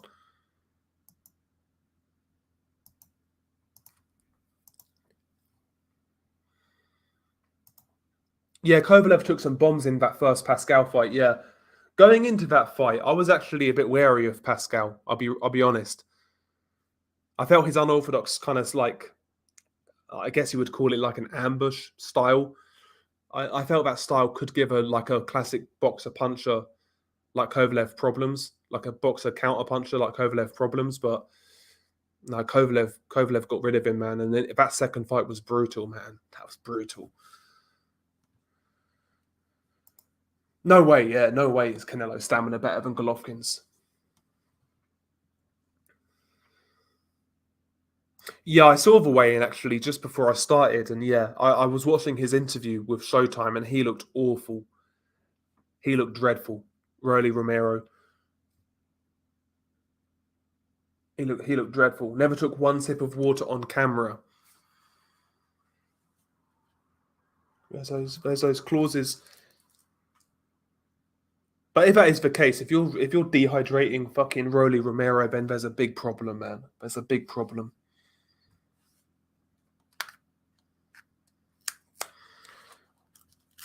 So when that news came out about Tank leaving TMT, initially I kind of got like, oh, that's good news. That is. Hopefully he goes to Top Rank or whatever. Yeah, Top Rank and get some good fights. But then the more you think about it, yeah, he might leave TMT, but more than likely he's not leaving Al Heyman. He'll just sign under PBC, like directly with PBC more so than just Mayweather Promotions. So he'll probably just stay on that side of the street still. So I don't know. When it comes to Tank, just wake me up when we get there. Yeah. Like Pascal, he's had a good career resurgence. I know he's been on rocket fuel, but fuck it. He's always Pascal's had the shit end of a stick a few times in his career. Like in the UK, I mean, he gave Cole Froch a very close fight. Very close fight. He's always done things the hard way, Pascal. So why not? Why not get fucking juiced out your mind? Why the fuck not? That's why I never really said about Pascal taking PEDs. I mean, fuck it. The guy's fought everybody. The guy's fought absolutely everybody, never ducked anybody. So I've got to give Pascal credit. Nobody really talks about Pascal like that, though. Nobody really gives him that sort of credit. But he's always fought good guys throughout his whole career.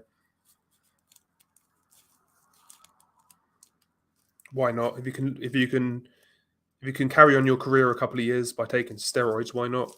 Or PEDs, whatever. He's given enough to the sport to get that luxury, as far as I'm concerned.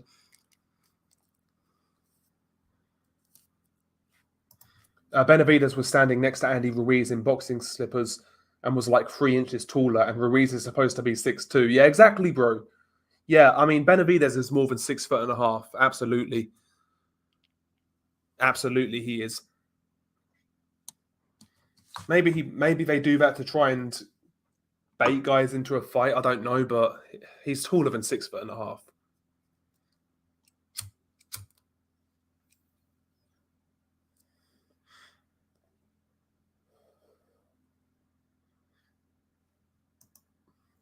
Yeah, exactly. Yeah, that's one thing about Golovkin. Even in that third Canelo fight, where he's long in the tooth, 40 years old, I don't think he'll lie down.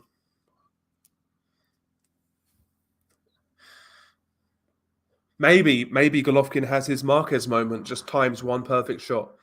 Who knows? Who knows?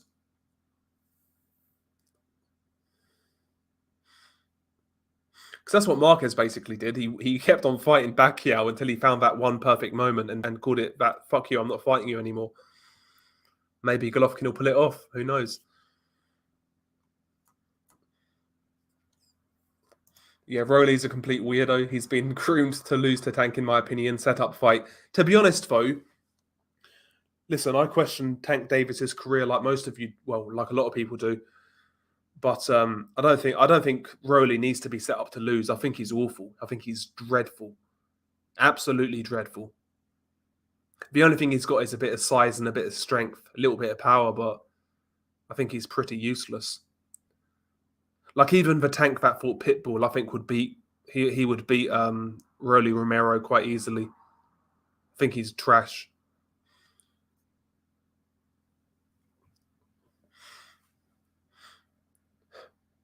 Tank's next opponent will be Dangerous Dan Moore or Dangerous Don Moore under the TMT banner. Yeah, it's true, but like still, there are separate entities under PBC. So there's Mayweather, there's Tom Brown, that sort of thing.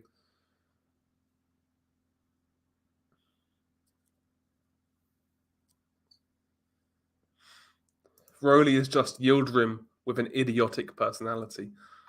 Honestly, Yildirim's probably got better technique.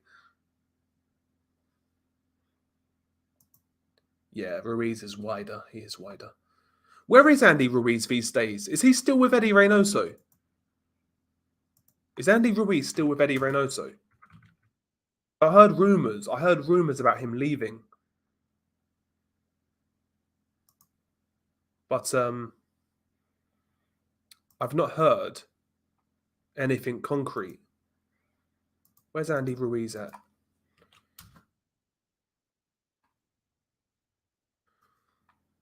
I think he's still with Reynoso, isn't he?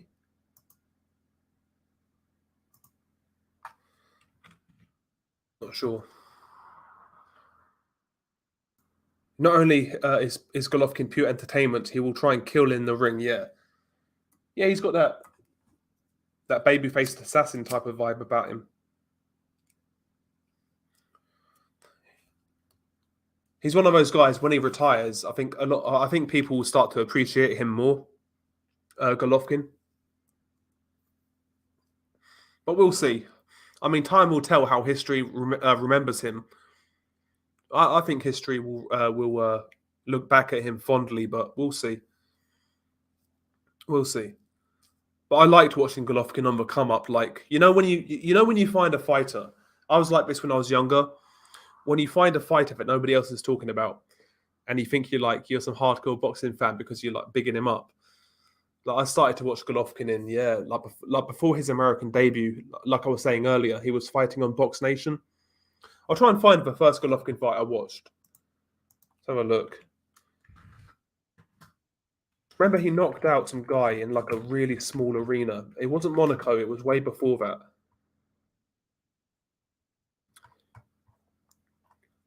And it was on Box Nation. It was on Box Nation. See, I want to say it was the Nielsen Julio Tapia fight in 2010. I want to say I might be wrong though. Let's have a look. I'll know it if I YouTube it. Let's have a look. Nielsen Junior Tapia, Golovkin.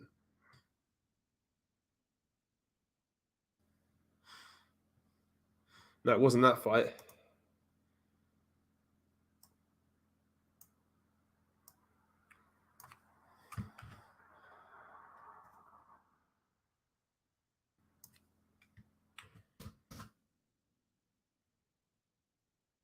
I think it was the Laujon Simon fight. That was the first Golovkin fight I saw live, and I'm sure that was on Box Nation. I'm sure that was on Box Nation. Yeah, it was. It was on Box Nation. That's the first Golovkin fight I saw live. Was Golovkin versus Laujon Simon, and that was on Box Nation, December 2011. That's when I first watched Golovkin fight live, and that was in Germany. That was in Dusseldorf, Germany. And yeah, after that, he fought the Japanese dude, Fushigami. Then it was Proska, yeah.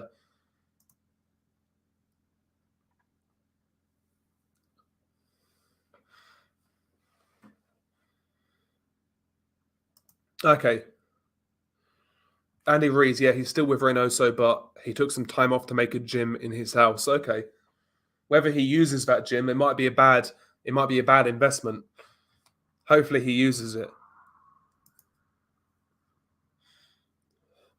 Yeah, Andy, probably the biggest waste of momentum I've ever seen in boxing when he beat Joshua. Probably the biggest waste of momentum I've seen. And he'll never get back to that level. Like if Wilder has anything left, I think he'll beat Ruiz. I know a lot of people say, "Oh, Ruiz gets to him, knocks him out, gets to the inside and beats him," but I think Wilder knocks out Ruiz. If it's the same Wilder from the third Fury fight, he knocks out Andy. He'll knock out Andy. It'd be a good fight, though. It'd be a good fight.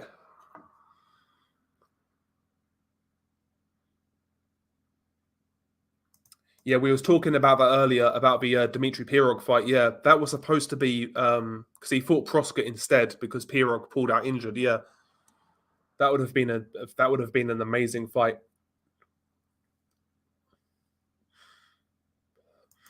Yeah, when it comes to Kovalev, I was the same. So UK wise, most of us out here heard of Kovalev when he signed to fight Nathan Cleverly, but I saw his fights with the likes of Lionel Thompson and who was the other guy? Have a look. My memory's terrible. There you go. Yeah, it was. So yeah, my first Kovalev fight was Lionel Thompson. Then he fought Gabriel Campillo, knocked him out, and then Cornelius White. And there were so many people out here saying that Nathan Cleverly is going to school Kovalev, that Kovalev is Cleverly's lacy, that sort of thing. Because Kovalev was coming over with a big reputation amongst like real hardcore fans. But I got odds on that fight at evens on Kovalev. So there were so many deluded people out here picking Cleverly. And I saw a couple of Kovalev fights, 3 Kovalev fights. And I said, yeah, this guy's got enough to beat fucking Cleverly. More than enough.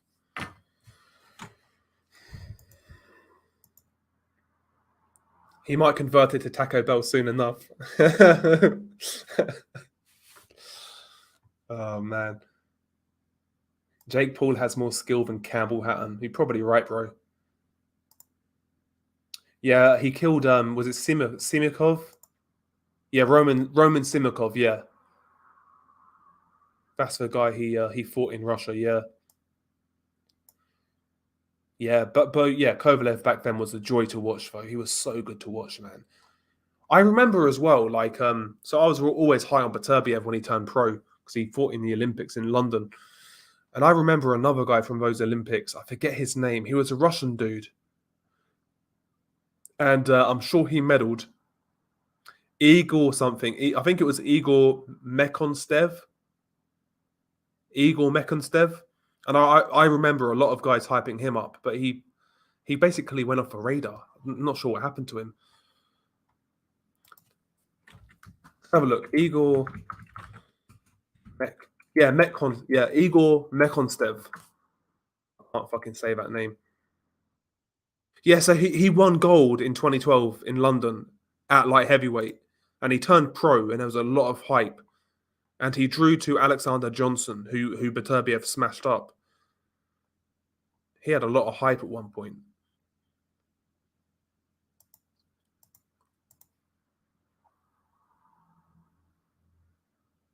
Yeah, Golovkin was already known as like an elite amateur. Yeah, he was. He was. But yeah, back then when I first saw Golovkin, I was 16, 17. I was 16, I think. I was much more of a casual back then, you know, acting like a hardcore. But yeah. Golovkin didn't really have much fanfare though until I'd say maybe 2012. That's when like people really started to take notice, from what I remember. And then really kind of 2013 was when Golovkin really kind of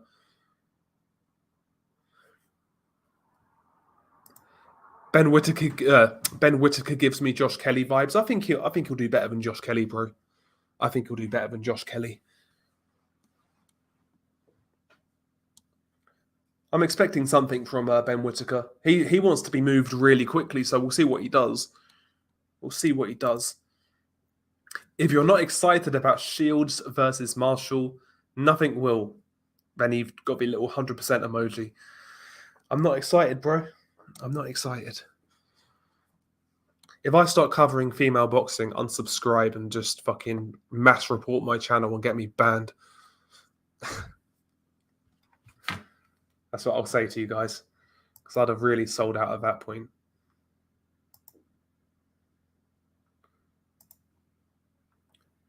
Already happened, bro. Babic. No. Nick Webb fought fucking Fabio Wardley. But yeah, Babic beats Nick Webb.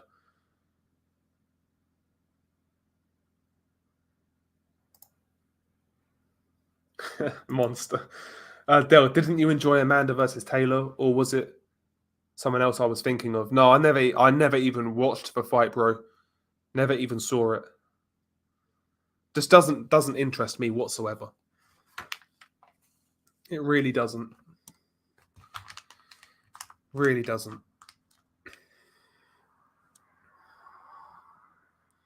Yeah, I'd say he's first ballot Hall of Famer. I'd say his first ballot. What does it really mean though at the end of the day? First, second, third ballot? Who really gives a fuck? Honestly. I mean, look at the guys who vote these people in, these dorks, you know, these dork writers who are all paid for to a certain extent, for the most part. Who cares what those guys think? At the end of the day, like Hall of Fame or not, like you're either going to be remembered or you're not. That's really all that matters. And Golovkin will definitely be remembered. So that's how I see it anyway. Fuck the Hall of Fame.